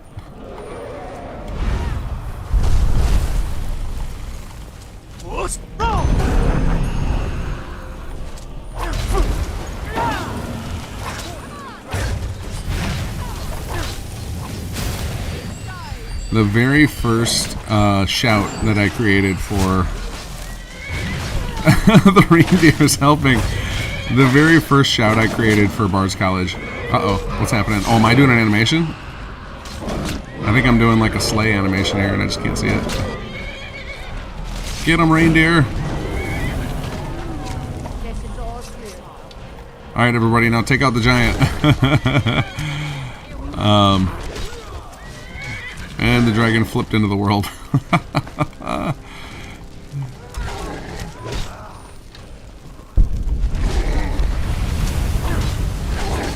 I would have let you live, giant. You got a lot of gold on you. But Earth Song was the very first shout I created, which I know we haven't shown that on the stream yet, those of you who played it.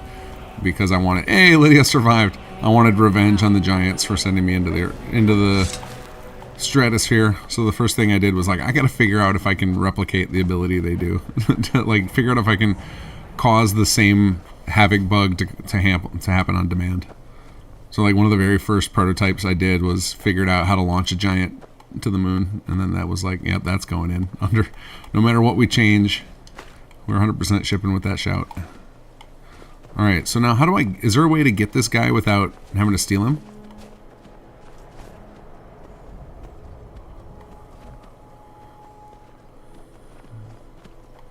Alright, let's follow this guy. Where's he going? I would like a mount, and I would like to not have to steal it. So if I can get this nice reindeer mount for free, I will take it. That's where I sim Hearthfire win. Yeah, it's on our list of things to look into of like how close can we get to like a Sim Settlements Lite in Skyrim, because obviously without the build mode it would be severely limited, and not to mention the game engine would croak if we did the same things we do in Sim Settlements.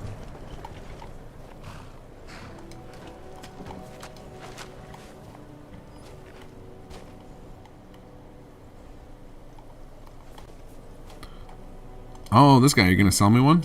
Sell me a reindeer? Take a look. It's Santa Claus. Hey, buddy, what do you got for me? Lockpick. Reindeer bill of sale. There we go. Apparel. Oh, says rally clothes. You can, you know, those look pretty close to what I'm wearing. Look pretty close to Bard's gear. What do you got for weapon? Just a woodcutter's axe.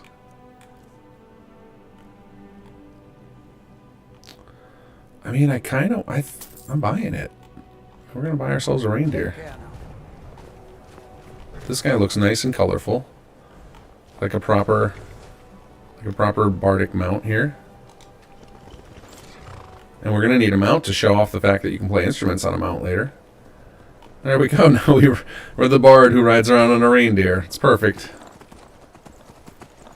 I don't know what the ideal mount for a bard would be, but in Skyrim, a reindeer doesn't feel bad. Alright, off to the next spot.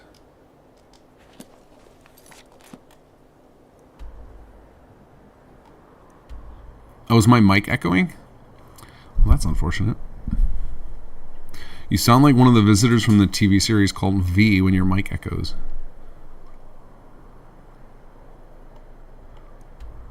Okay, so we need to go just straight east from here.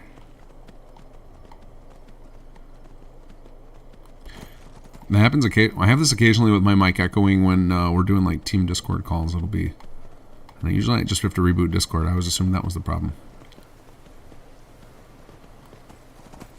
Actually, what we can also do here, I don't remember if we already convinced them or not. I can check. Did we convince them to allow the East Empire here? Oh, and we can unlock Phantom Form too. Let's do that. Wait, what? Dragon Souls are required to unlock shouts. I have 2 Dragon Souls. There's something wrong with our shout? Nope, put that away. We want to get off the horse. Don't jump. Off the horse. There it goes.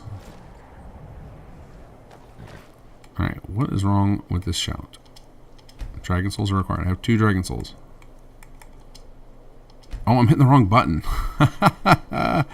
There's a different button to unlock it. There we go. Alright, so now we have... So let's see what we got equipped. So we have a sword equipped. Let's equip Healing in Flames. And then we'll Phantom Form. And then he... If we get in a fight... Oh, we got no one to get in a fight with. But you can see he's got no weapons equipped because we had spells equipped. He's got our same gear and everything. I think it'll even have our same face. Oh, wow, he didn't last very long. And the Phantom Form gets extended by having higher ranks of it. Alright, let us favorite that one. I want to keep... I like Unrelenting Force as my default, but we'll show off Phantom Form in combat. Alright.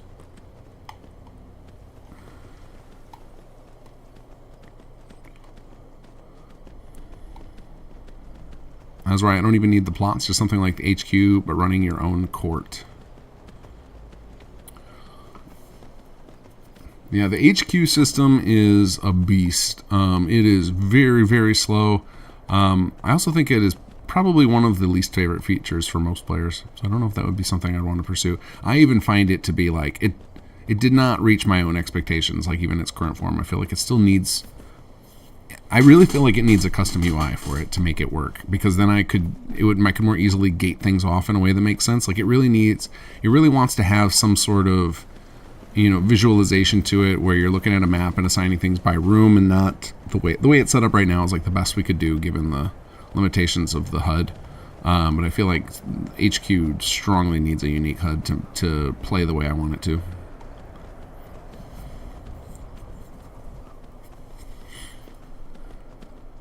But again, that's the difference between, you know, stuff we're doing for free versus stuff we're selling, is willing to put in some stuff that it's like requires people to use their imaginations a little bit more, and the stuff that's for free. Oh, that's right. I can sprint a little bit with my reindeer.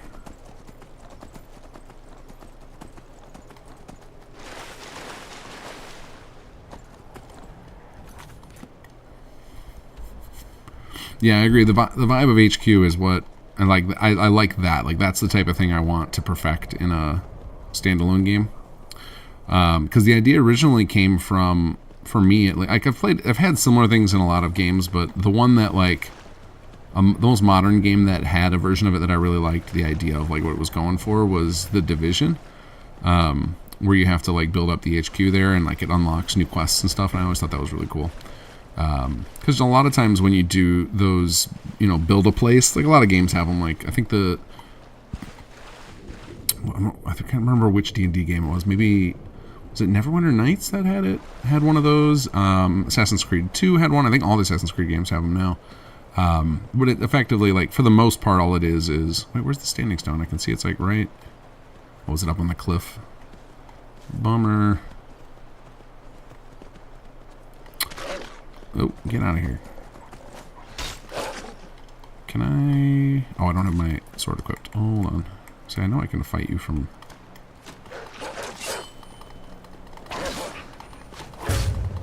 Oh, actually, these are ice wolves. I should not be doing this. I'm gonna get wrecked. Alright, go, go, go. But anyway, I like the... There's some games that do those types of, like, Hearthfire type things where you just give resources and it builds them out, but they rarely result in anything super useful. I like the idea of it being a way to represent. Oh, can't pass my mount through there. Okay, this is not going to go well. This is not going to go well. Run! Run, reindeer!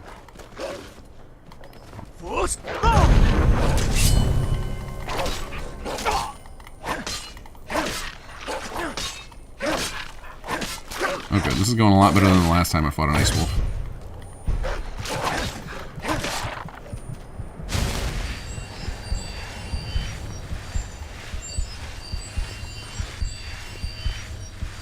Nice work, Lydia. Alright. Back on our reindeer. Oh wait, and this is where we were headed too. We just happened to stumble upon it by accident. Okay. Alright, but you're gonna wait out here for me.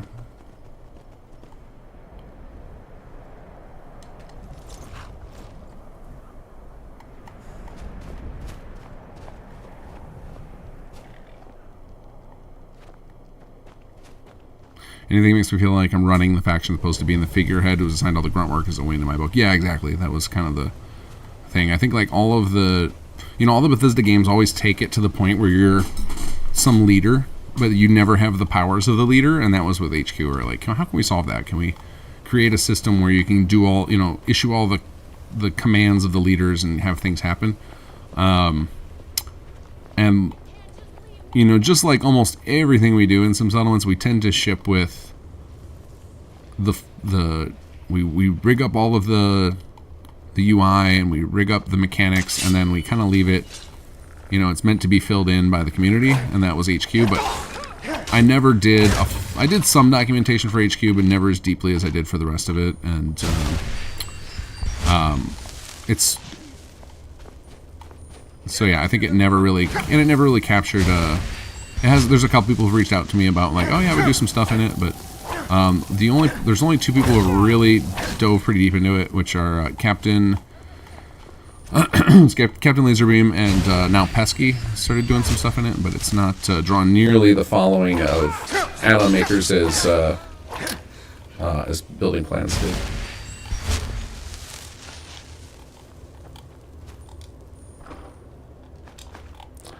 That's right, I can loot like crazy because we've got the East Empire with us.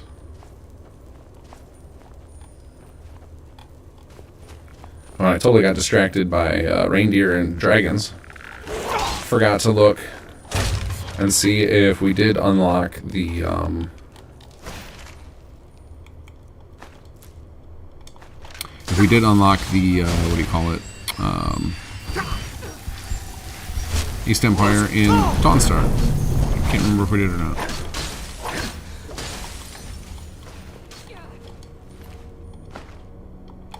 Alright, let's grab everything of value. I'm not going to grab absolutely everything just because then I got to deal with slow walk. That's one of those things I really appreciate about Starfield. Is the encouraging the loot hoarder life.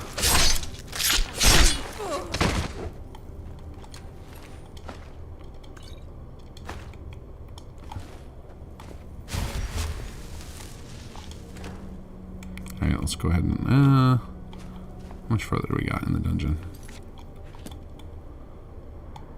Yeah, we'll go a little bit further. I just want to remember that this is here, because I always am struggling to find containers when I need to drop off all my stuff. But we still got a little bit of carry weight left.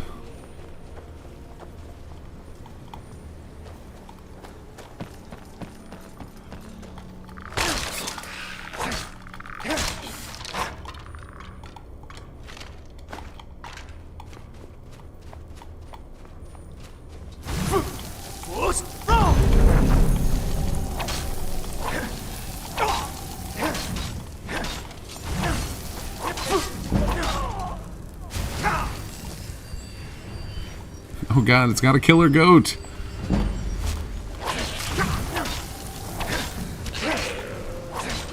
Oh, sorry. Sorry, Lydia. My bad.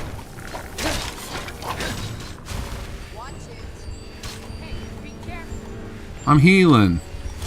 You be careful.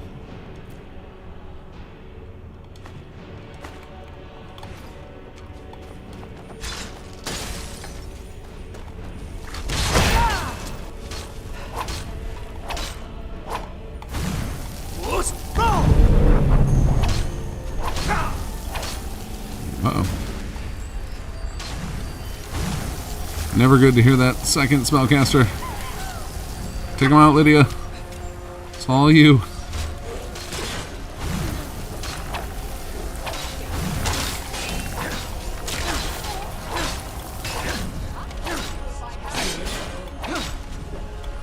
There we go.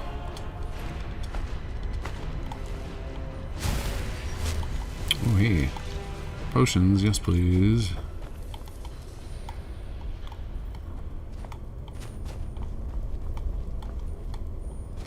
And I think this cave has like some insane overpowered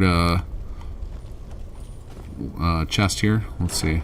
Yeah, you just get like all these crazy spells right away. I think I'll just sell them all. So I'm not going to play a spellcaster.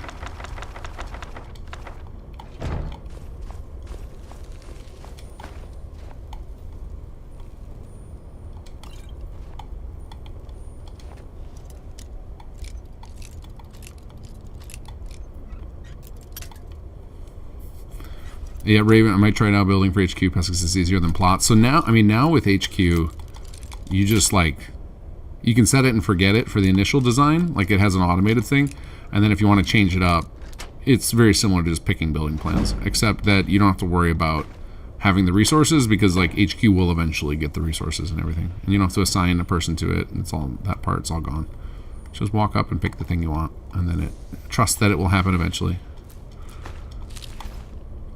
I think my biggest gripe with HQ currently is, I mean, I would love to have a custom UI, but it's just the speed. Like everything is kind of slow to load up because the system that runs it under the hood is so open-ended.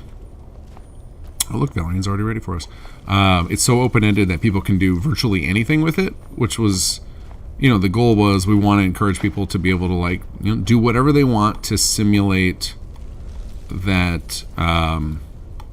You know, the player is a leader of a faction, and so you got to be able to trigger just about anything, quests or changing globals or unlocking things or just do whatever. And so the system had to be pretty robust under the hood, which then made it a little bit clunky. Not clunky, it's slow.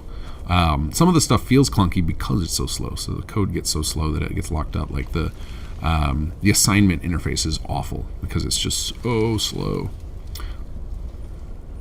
But the part of that HQ, the design was, you don't really have to spend time assigning. I do want to make one change, and I need to get this on my feature list. We added a system in patch 3.3.5 where when you recruit people to HQ, you can select their department. I need to add that option to when you go walk up and talk to an NPC in HQ too, because sometimes you just see a person and you're like, oh, your facility, you just move a few people over to one place just to get a few more points, and that would be a much quicker interface than the other one. As well, my biggest gripe with most attempts to cure loot hoarding is to just restrict carry capacity or increase the rarity of items, but most of those attempts come with faster time to kill, which means I either die instantly and reload, thus expending resources, or immediately kill the enemy, in which case I expend virtually no resources and loot the enemy. Yeah, I think the cures to cure loot hoarding that I found are just, you have to just eliminate the amount of items that are available. Like I think some games take it too far, like a lot of shooters now, like Destiny and I'm trying to think of some other examples. I feel played a few different shooters like that where they switch it to, you just have like a couple of, you have like your primary ammo and your secondary ammo, and you know, maybe your grenade slot, and it's just generic ammo, and then you don't spend a lot of time hoarding random items, so then you don't really need inventory management, which to me that just is like, you're just sidestepping the whole issue, and you're just eliminating, you know, loot as an issue altogether. Like then your loot just becomes, oh, that was weird. it's not really loot. It's just like, oh, you either upgraded your thing or you didn't.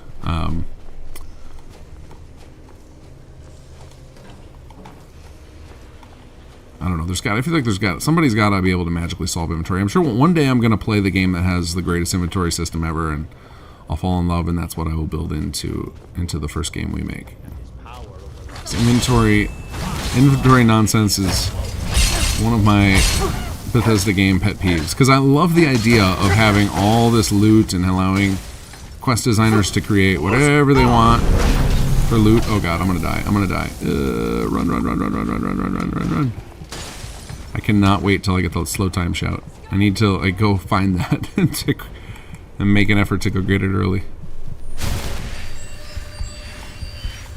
Because again, I would love to have more loot types. I think those can be interesting. I just find there's got to be a better way to like deal with it after the fact. Like for flavor, it's awesome. Organizing your inventory is not fun.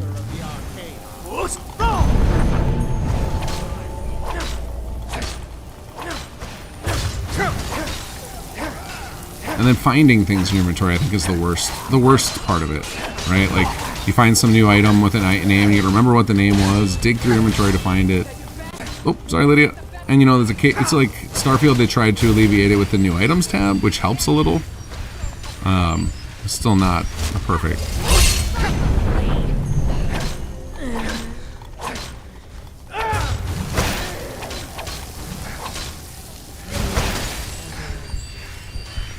You know what? Now's a good time to try out Phantom Form here. Let's equip up a.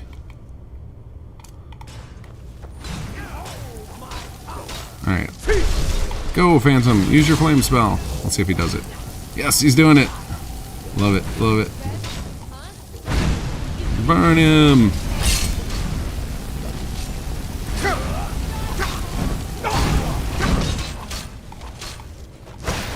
Oh, that wasn't.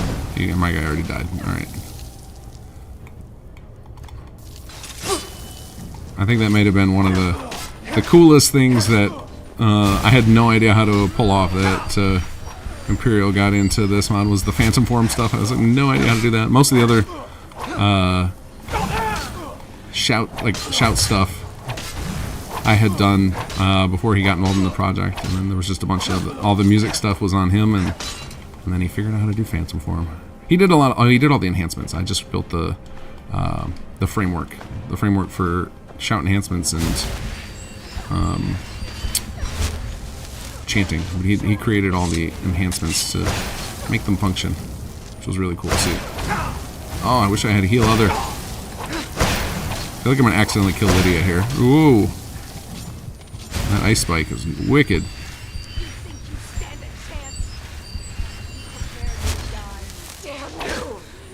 Take her down.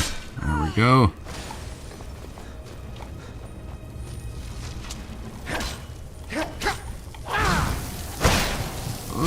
No! Damn it. That ice spike is brutal.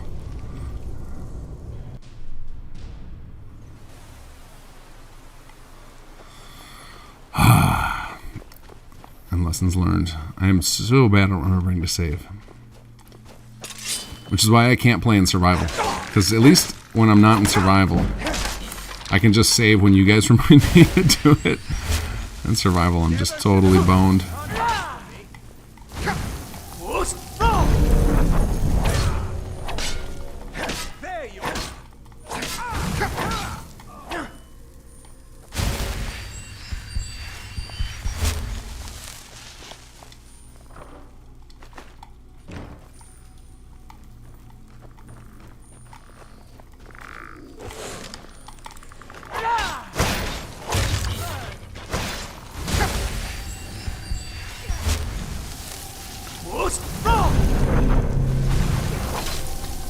Yeah. Shoot at Lydia. Keep it up.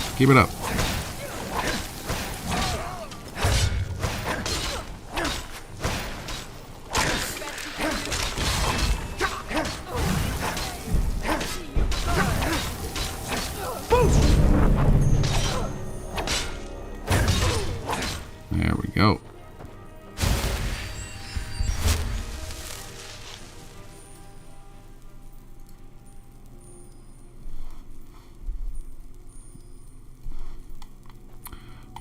Alright, oh, that was a big battle. Let's save.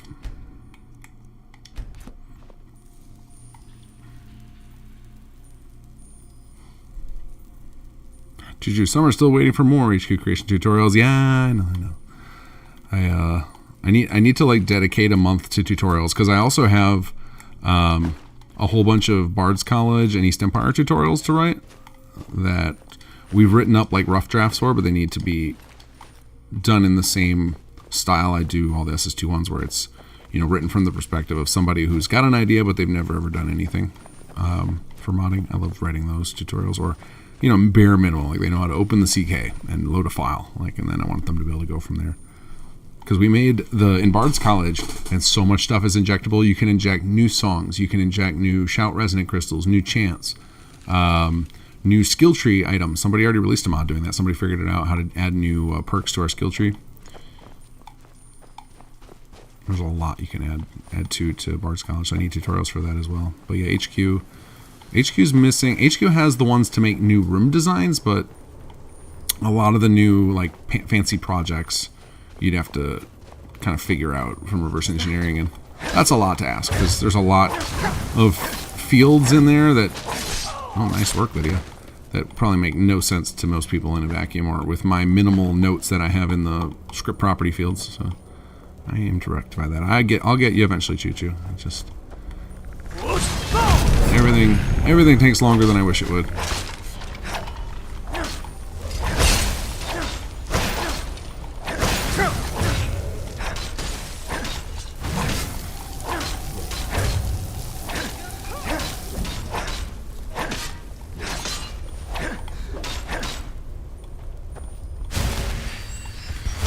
David Alvord, hey Kinggath, question. I have a few of your mods, but I keep running into issues. People in chat might be able to help you right now. It would be difficult for me to help you right this second. Are you playing Fallout 4 or Skyrim? I said it as if there might be a third option. Are you playing Fallout 4 or Skyrim? Because those are the only games I have mods for. If it is Sim Settlements or a Workshop Framework, Workshop Plus stuff in Fallout 4, your best bet to get help would be actually, for either case, your best bet is to go to our forums, because then people can back and forth with you. You can post save files. For Sim Settlements, we have a dedicated forum at simsettlements.com. If it's for any of our paid content, we have forums at kinggathcreations.com. Kinggath Creations, we also have a public Discord for, which a link is available on our website at kinggathcreations.com. And sometimes you can get real-time help, not guaranteed, just because like our developers are like in the evening, you know, it's people's free time, they can do what they want. So during 9 to 5 generally there's somebody available. But then there's also the case of like everybody's on their 9 to 5s our staff is all over the place. We have like half of us in the US, half of us in Europe. I'm trying to remember if we have anybody outside of those two regions right now. I don't think so. I think everybody's in one or the other. But anyway, if some of us are online, one of us will usually help you in Discord if we can. But the forums are definitely the best place to go for you, David. As were I. Starfield's itemization disappointed me with how they did not seem to learn from FO4 that having tiers of items and being unable to upgrade something from tier 1 to another like normal to sturdy tier armor pieces. Well, I got good news for you, as were I. We have a solution to that coming soon. We have a new project to solve the well, it's not going to fully solve the itemization problem of Starfield, but it goes a long way. That is one of the big things we do in our Starfield project, which will be coming out soon. Because I agree with you, itemization is a big pain in Starfield. It doesn't solve it from a looting perspective, it just allows you as a player to solve it yourself so that you can get the gear that you want. I won't say how yet, I'll wait till it comes out, then we'll talk more about it. But yeah, I agree. Itemization in Starfield is kind of a bummer. I think there's a lot of problems with the economy in Starfield, like the fact that you're just unbelievably rich because they decided to not balance the cost of ship parts with the rest of the game. So then ship parts get so expensive, they have to make you rich to pay for them, and then the rest of the game's economy becomes irrelevant. But also then looting just seems really weird in it.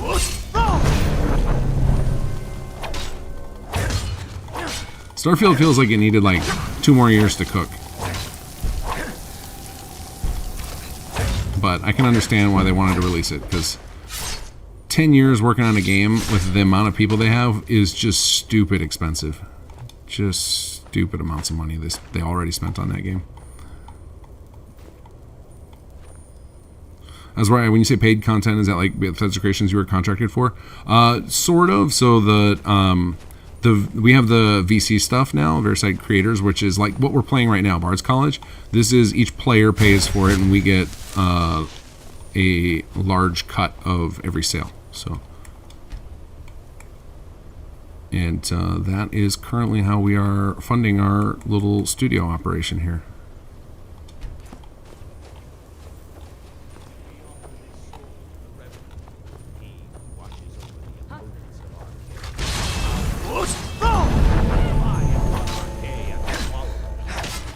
Oh, you know what? Let's not repeat our mistakes. Let's use that quick save button. Well, let's do it around the corner, so I have a chance to re-strategize. There we go.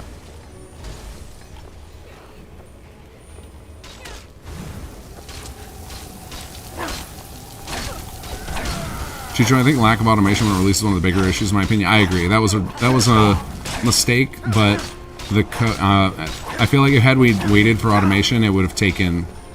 We wouldn't have been able to release Chapter 2 for like 8 more months after when we did. And that was already, I think Chapter 2 was the longest dev cycle we had on SS2. And like one of the ways we keep ourselves motivated, and SS2 has a stupid amount of content in it, to the point where it's like, excuse me, we probably could have built a world space mod with the amount of work put into it, but the world space mods take 5 to 7 years to do. And one of the ways we kept ourselves motivated and able to get SS2 chunks delivered as quickly as we did is because we insisted on releasing periodically, and it keeps us motivated. So, because like seeing stuff release and then getting feedback from all of you guys, I also think it works well as kind of an early access model of like maybe the automation wouldn't have. I may have never even considered it being that important until everybody gave us their feedback on it. I'm not sure. I know it was like planned at some point, but I think I definitely bumped it up the priority list when the universal feedback on HQ was like, man, this gets tedious really fast. I was like, all right, we gotta solve that.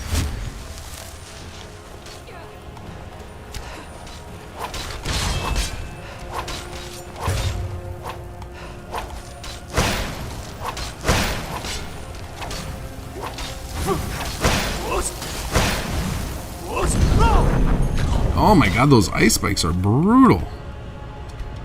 Just do so much damage.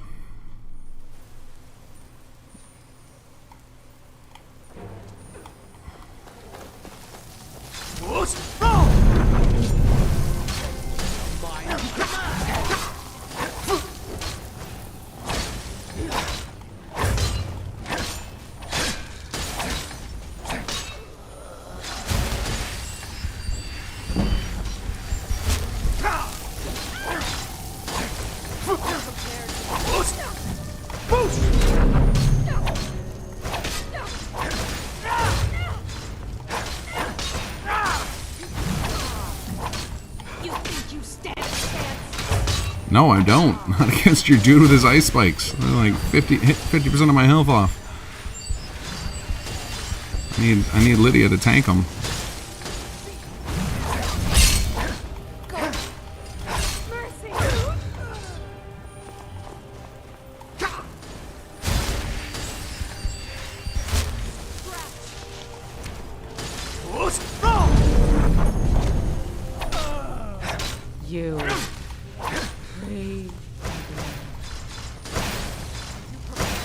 Nope.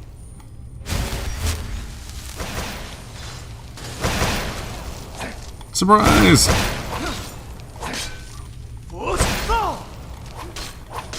Oh, I hate when shouts fail.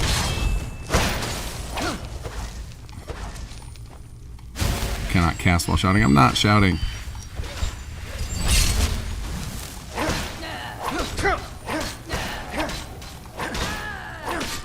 I have no idea what causes the shouts to fail, but we did determine it's a It's a vanilla game issue. It's really obnoxious.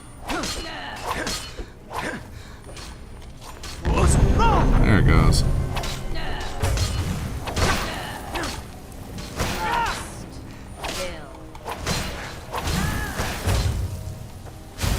Okay, I think we might come back here. Quick save again. Little save's coming. Never hurt anybody.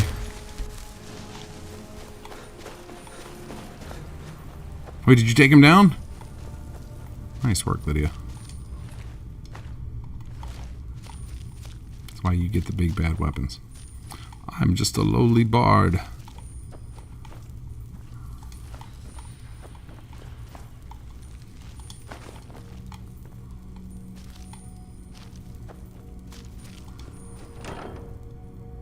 Got our flute. Oh, that is a nice piece of armor. Won't be using it, but there's our tablet. Alright, I guess we can just loot everybody naked here, because we're going to set up the East Empire to come take everything. We don't need any of it. We'll just put it all up for sale. That's fine. Give me all your loot.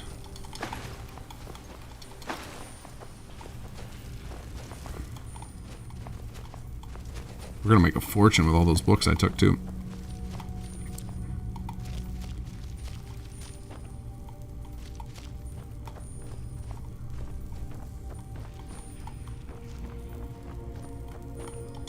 Alright, let's get a relic in here.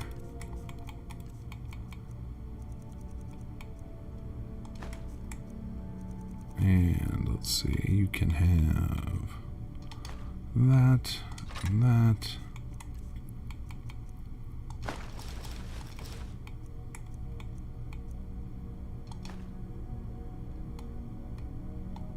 That is, that's a hat. Scout boots. Oh, seven robes, okay. Oh yeah, they won't take stolen stuff, so I won't send them Norland's helmet. Poor guy. I hope he finds a new one. Oh, you can have all this stuff, I guess.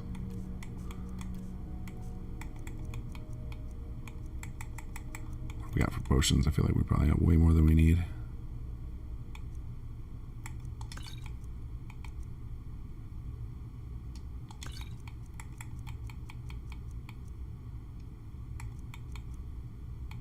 Guess I could have used that potion to resist cold. That would have been smart. And some poisons. There you go. And we will send it to... We're going to keep sending everything to... Next. Okay, I have stations at a lot of places. Morthal. We want Whiterun now. So wait, what was that? So we have Windhelm, Winterhold, Morthal, and Whiterun. So we don't have Dawnstar set up yet, so we should do that on our way through. Use this location. Whiterun, East Empire Merchant. Perfect. Sell all that stuff. Oh, I was going to give him all the books too. Forgot about that. Open container. All these spell books for you, which will make us a fortune. I guess we can sell this book too. I mean, I guess I can sell all of these. I don't care about them.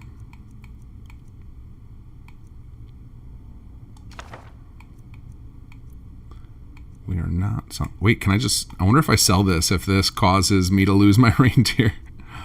We aren't going to risk it yet. I have some spell tombs.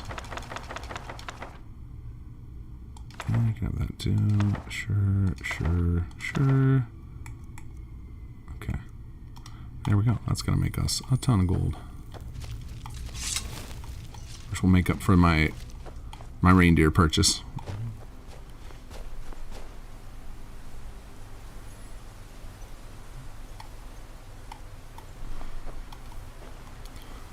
So it's not Creation Club, it's something Bethesda signed off on. Yeah, they put it through their own QA as well. But we put our stuff through crazy QA now. One of the first people I heard was full-time QA, because this game has so many things that can go wrong, and we build complicated content, and it's like, again, with stuff like some settlements, it's free. I think it's okay to put that stuff out and get help from the community, bug fixing it over time. I think with the paid stuff, it's more important that out of the box, it's way more bulletproof. So we spend a lot of man hours on QAing the paid content. Not that we don't on stuff like on some settlements releases as well, but it is nowhere near as thorough as we make it for this kind of stuff. Hey, Carmack, how's it going?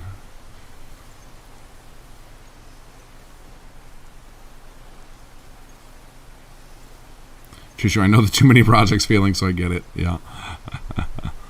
David Lover, is there a patch for Thunderchild in BCE? I don't believe so, but I'm not sure that they would be incompatible.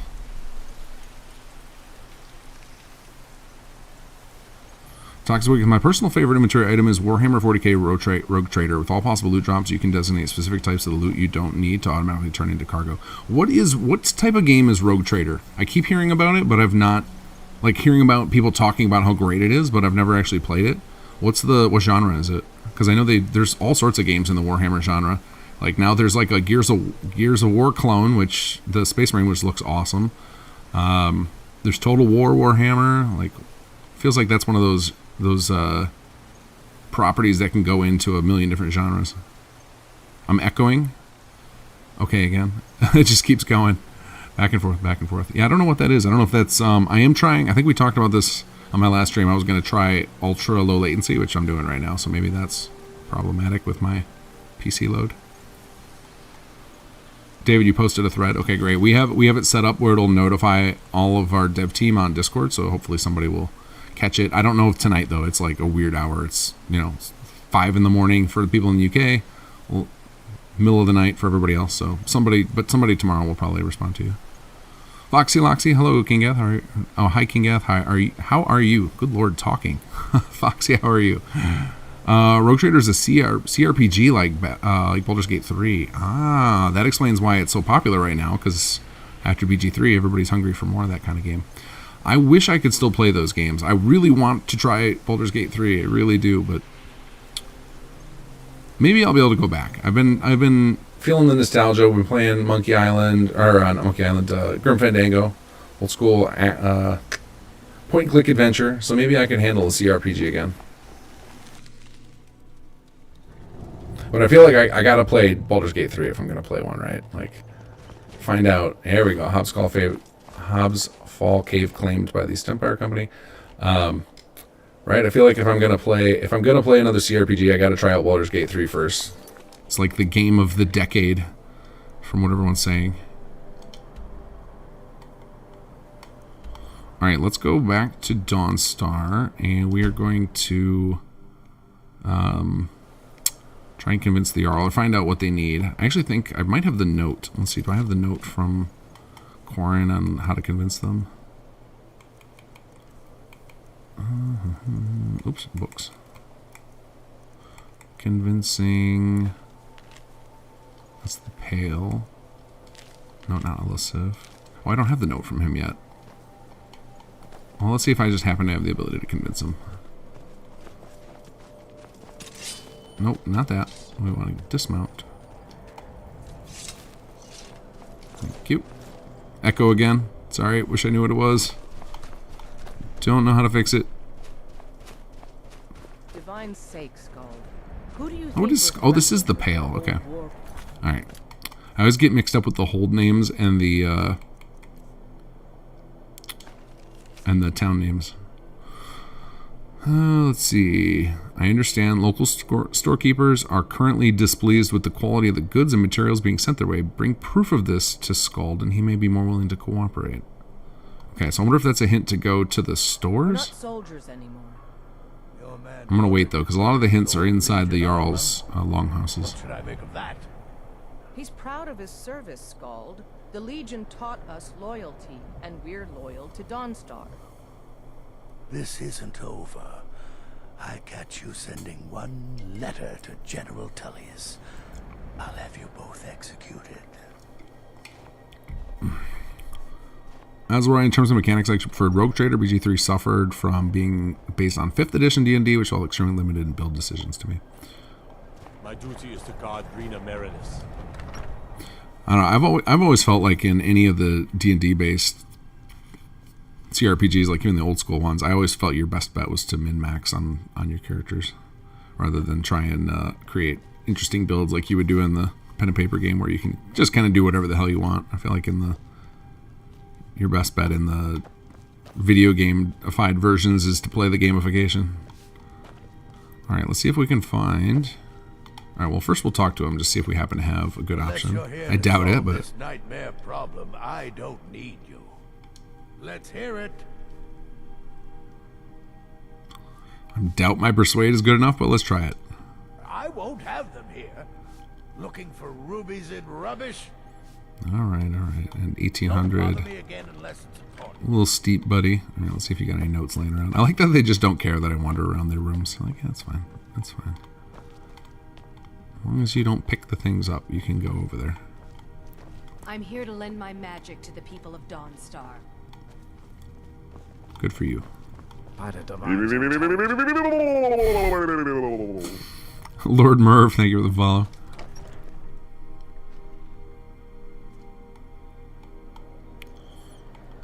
SMWBG3 is interesting, but quickly gets a bit tedious and repetitive, trying to micromanage a team of characters with a lot of annoying limitations.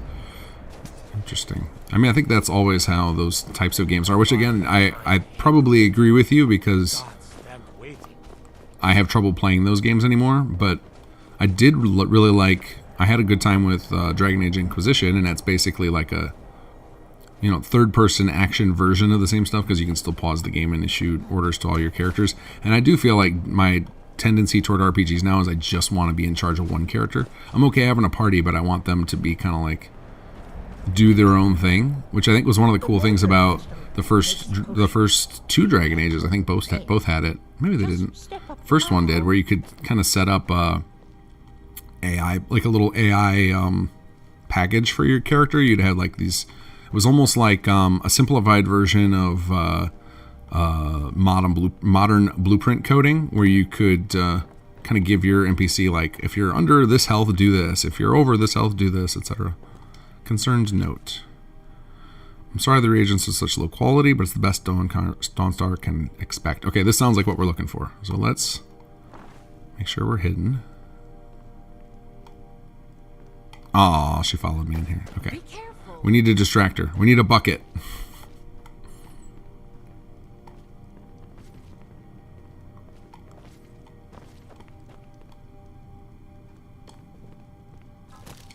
The mortar and pestle has cures for every illness, from ataxia to whitbane. Come here, come here. I got this for your head. Let's see. I don't know if these will. If this is this will work. I don't know if this has the right collision for it. Let's see. And we'll just go ahead and. There you go. Oh, she didn't like that. She moved. Okay, Lydia. You're gonna run interference. Lydia, I need you to stand here and block her. I'm just going to run up there real quick. A potion, maybe? Popular with young men. Alright, let's go sprint. Where's that? Where's that? Where's that? Okay. Steal. Good, good. We made it. We made it. She didn't see anything. She didn't see anything. It's fine. Run. Go. Get out of here. Get out of here. Go, go, go, go.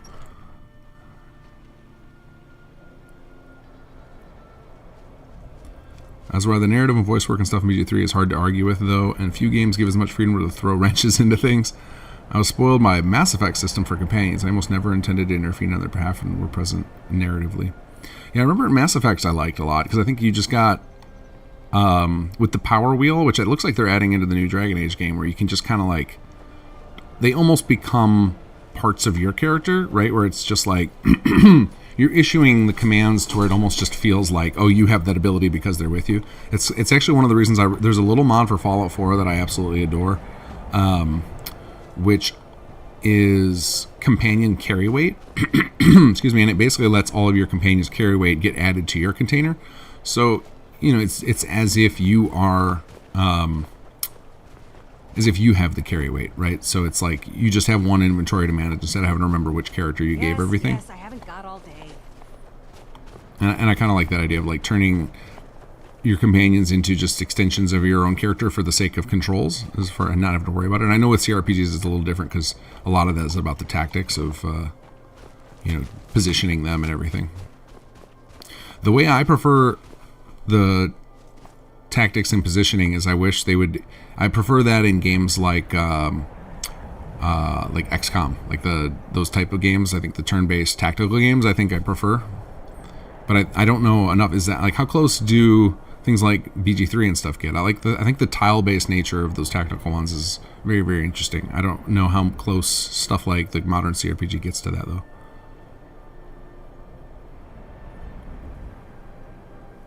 D&D 5e is made for video game players. Fair. I never got into 5th edition. I was always playing...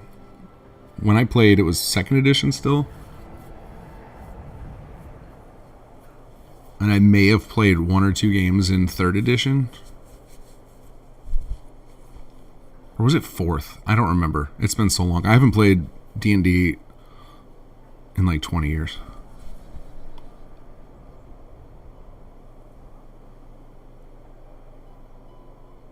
Is it bucket time already? It's always bucket time if there's a thing you need in the shop. SMW, I found BG3 more interesting to play with one main character and maybe one side character. It wasn't very playable without adding mods, which quickly became more effort than it was worth. I saw they added mod support proper in the game. I'm curious how that's impacted things.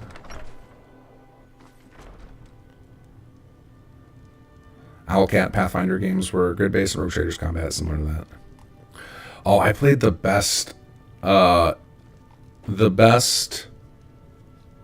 tactics game I have played in a long time. I like tactics games that are simple to learn but like have a lot of depth to them. And the one I played most recently that was really awesome is a Tactical Breach Wizard. That game is so fun and it's pretty short. Like you can, and I think it's only like $12, $15, but maybe it was 20. I don't know, but I beat it in a couple of days. It was so good, so fun to. One of its core mechanics is called defenestration, which is a real word that means to launch someone out of a window, which is just amazing. So, like your best strategy is to try and launch the enemies out of the window. I'm Scott's house. Unless you're here to solve this nightmare problem. You sounded like a Cylon for a moment. Yeah, I hear my stream is doing a lot of random echoing. I have no idea why. I think it's just problematic internet or slow PC. Unsure which. Let's hear it. Oh, here we go. Let's see. The people fear for their future if they learn you deny them wealth. Coerce. Come now. It can't possibly be true.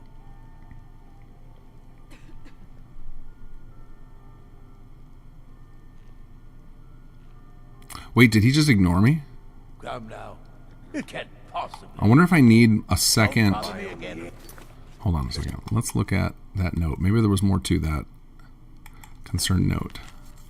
We have the coin to more prosperous settlements. Merchants are aware this is offload the inferior stock into us. They know we've no option but to accept.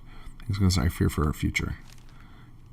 I don't know if this one's, if that's a skill check, if that's bugged. I don't know what's going on there. I thought that was an automatic pass. Maybe we need to have more of those notes. Honestly, don't remember. It has been so long since we made this because this, even though it released in. Even though it released in December of last year, we actually made it the summer of summer of 2022, I think. Need something?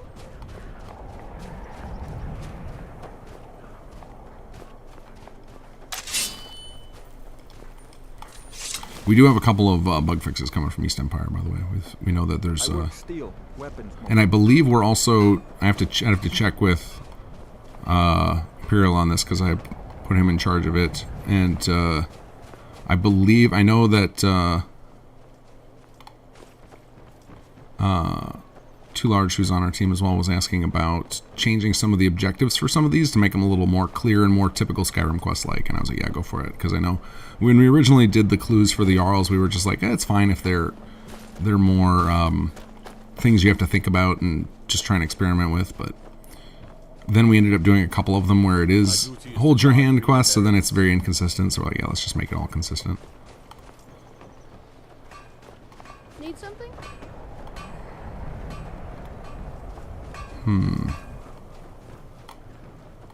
I don't think there are multiple notes because I vaguely remember setting up these quests, and I don't remember setting up more than one for each of the things. So I think maybe that coerce option either requires a speech check or it could be broken. I'm not sure.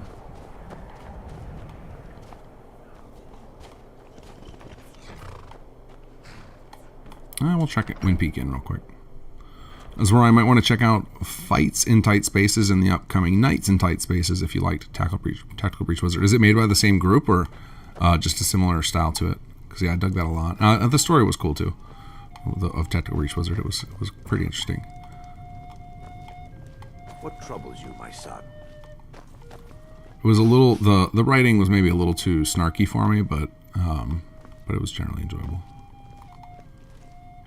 I guess I don't have to hide to read this. Okay, that's not what we're looking for. We're looking for notes from people who are unhappy. Make it quick.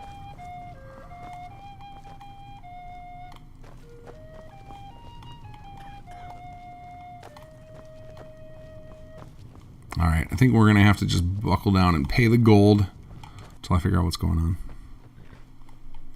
Which we should be making a fortune when we get back to Whiterun in a couple of days. Alright, let's go pay the man off. I think we have 1,800 septums laying around.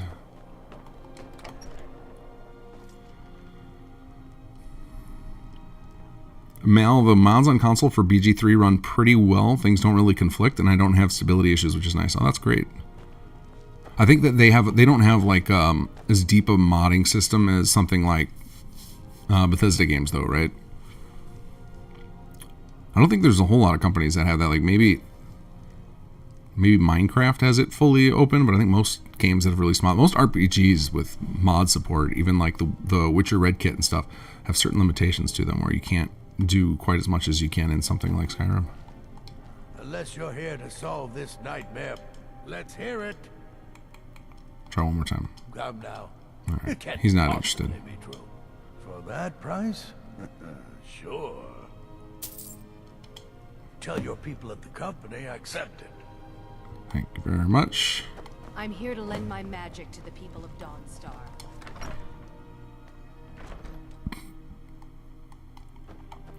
Okay, let's get on our horse before we fast travel. Or our reindeer, sorry.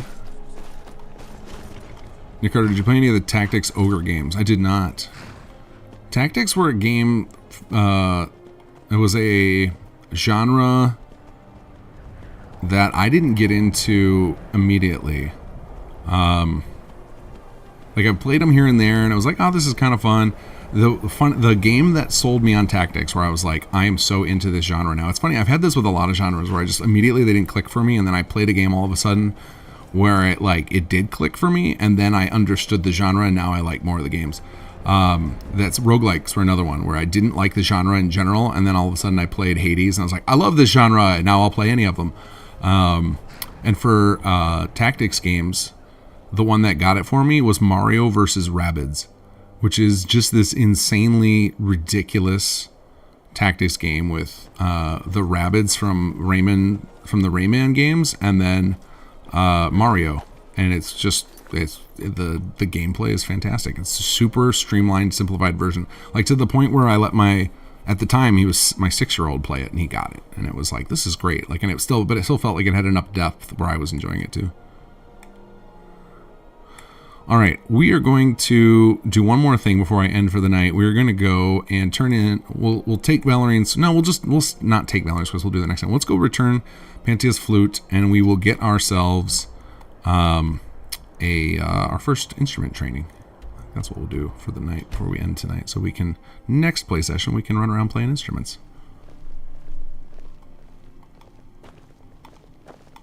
May the gods watch over your battles, friend. Alright, you know what? We're going to need to change some of the... Alright, let's do that. Make sure that... Okay, somebody is right. Here we go. Hey. Good evening. That's it. Wonderful. I knew I could count on you. I don't have any money to give you, but I can show you... Hey, level progress. Now you can say you've met the most talented bard in all of Skyrim. Thank you. Oh, that's right. Turning in those instruments, they teach you like a whole bunch of random skills. Alright, what do we got here? We're gonna keep going with Magicka because that's the rod that I think makes the most sense for me to use when we get to chanting, which you guys will understand a little bit later. So I want a pretty good magic pool for it. And I don't intend on getting a hit a lot once we switch over to that playstyle. Yeah, I think I was going to save a point because we talked about one of the spells, the heal other spell. I think might be the next level up. Still only at 53 on there. Okay. Yeah, we're just probably going to hang on to our skills for a little bit here. This is the only one I really want. It's so hard to get your speech skill up.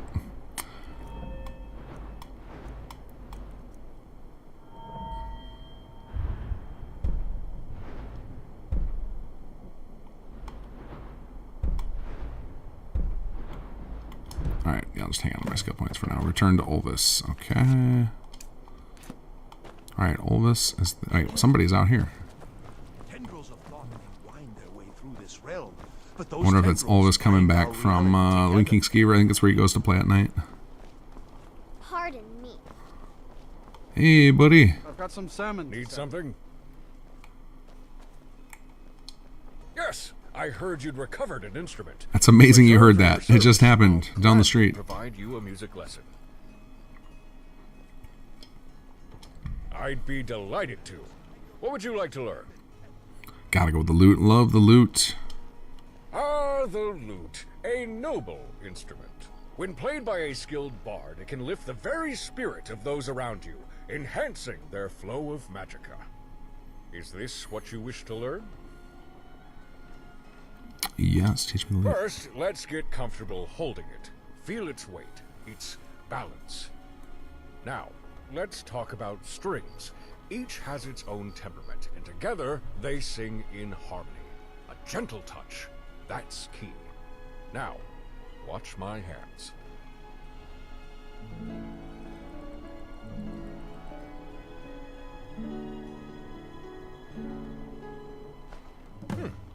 You learn well. But do remember, every bard once stumbled.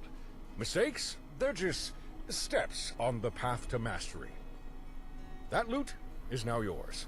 Finely made and properly tuned. Its strings carry more than just music. Play it and watch the magicka of your allies flow. Okay, there we go. So now we've got our instrument, which the way we implemented this is it's actually a piece of armor. We did that for a couple of reasons. One is that you can favorite it, which is nice. And using it then doesn't trigger the message. So when we originally were prototyping, we had it set up like you would come in here and use it. Like you would just you just click it and you would say, can I equip this item? And it was like, oh, that feels really janky. So we got rid of that. And now we have it as a favorited item. Hey, there we go. And we can right trigger to change songs.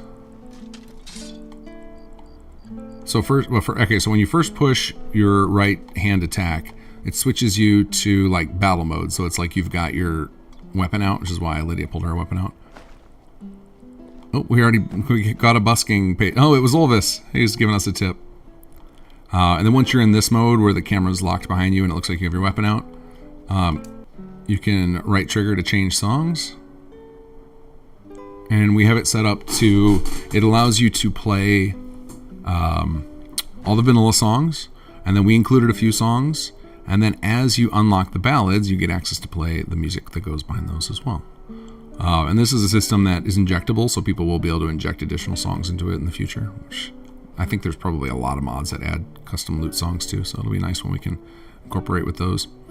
Another thing we figured out recently that will be in the next Bard's College patch is we restructured, Imperial in particular on our team did that. He's a genius with this stuff. Figured out how to restructure our system so that we can actually have different variations of the instruments in, so we can have like different instruments that have like different enchantments on them and different skins. Like before when we originally did this, the way it was in order to add a different skin or a different effect, it was gonna be a real pain in the butt, all the records we're gonna have to create, and he found a better way to do it. So we'll likely be, one of the things I would love to do in the future will be different versions of the instruments that affect different stats, so that way it's, by default it's like lute is magicka, flute I think is health, and drums are stamina. And like that was just, we were just trying to create some interesting ties to the kind of magic that, because clearly it's something magical with all the effects. You really want the effects for usability purposes, but it's like, well, you kind of got to explain those in universe. And so having a version of the instrument you could craft that lets you mix and match, because I think really like everybody wants to play a different instrument. They'll have a different instrument for different times. Maybe you want to play the lute when you're wandering around. Maybe you want to play the drums while you're in battle or whatever. But I think disconnecting it from the stat bonus, I think, would be cool. And then also, if we could have enchantments on them to do more interesting things. And, we'll probably tie them to music. But once we have that in, then people could mod it and add in enchantments to do whatever they want, or make them enchantable at the workbench or something. So now we can wander around. This was like, so when we first had this, you couldn't walk with it, which is how a lot of instrument mods work. I know that, I think J Serpos has it so you can move around. But there were some that were out at the time when we invented this. Like, everybody's was pretty much the same thing. You would use it, and it would just put your character into third person, and they would play the default vanilla animations, and then Imperial figured out how to make it so that you could walk, and it was like, that's incredible. And then he figured out how to make it so you could sprint. Then he figured out how you could jump. And then the ultimate thing he figured out, well, there's two crazy ultimate things he did with this. Figured out how to make it so, I'm trying to find a safe spot to do this. I think we need to leave town. Figured out how to make it so that you can shout, which I'm afraid to do because I'm going to piss off everybody all around me. Let's get away from town.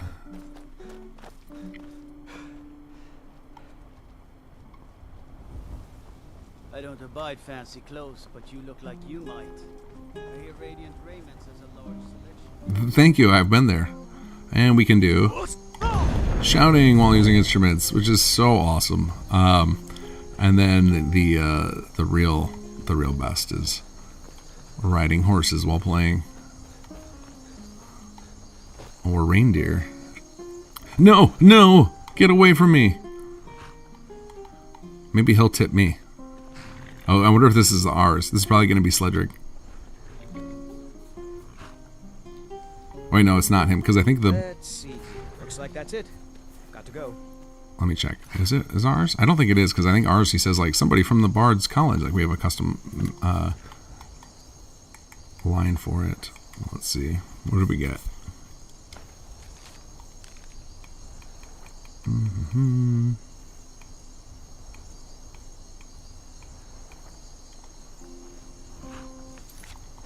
Yeah, I think it's probably just another Creation Club thing. I think the Creation Club stuff is all set up to be, you just randomly get it throughout your time playing. Let's see. No. There it is, dinner invitation. Dinner and drinks at Blood Chill Manor. As an honored guest, are encouraged to come early and mingle with all the other attendees and ready to feast.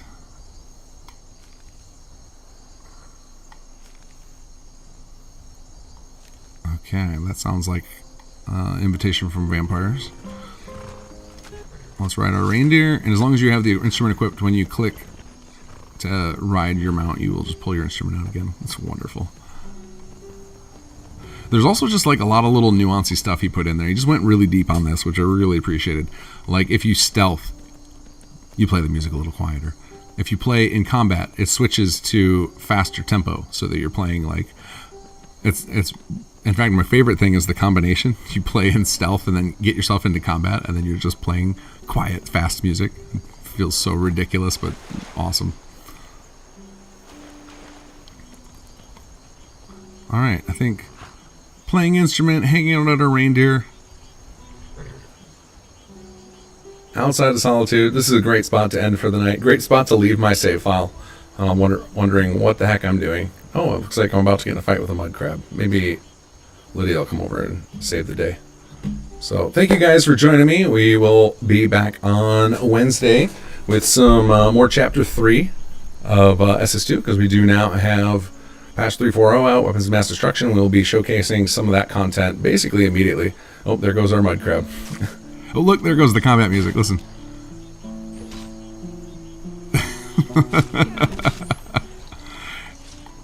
And he's got it set up to replace the vanilla combat music that would normally kick in. So it's just the soundtrack. Oh, it's wonderful. All right, guys. I'm taking off. Have a good night.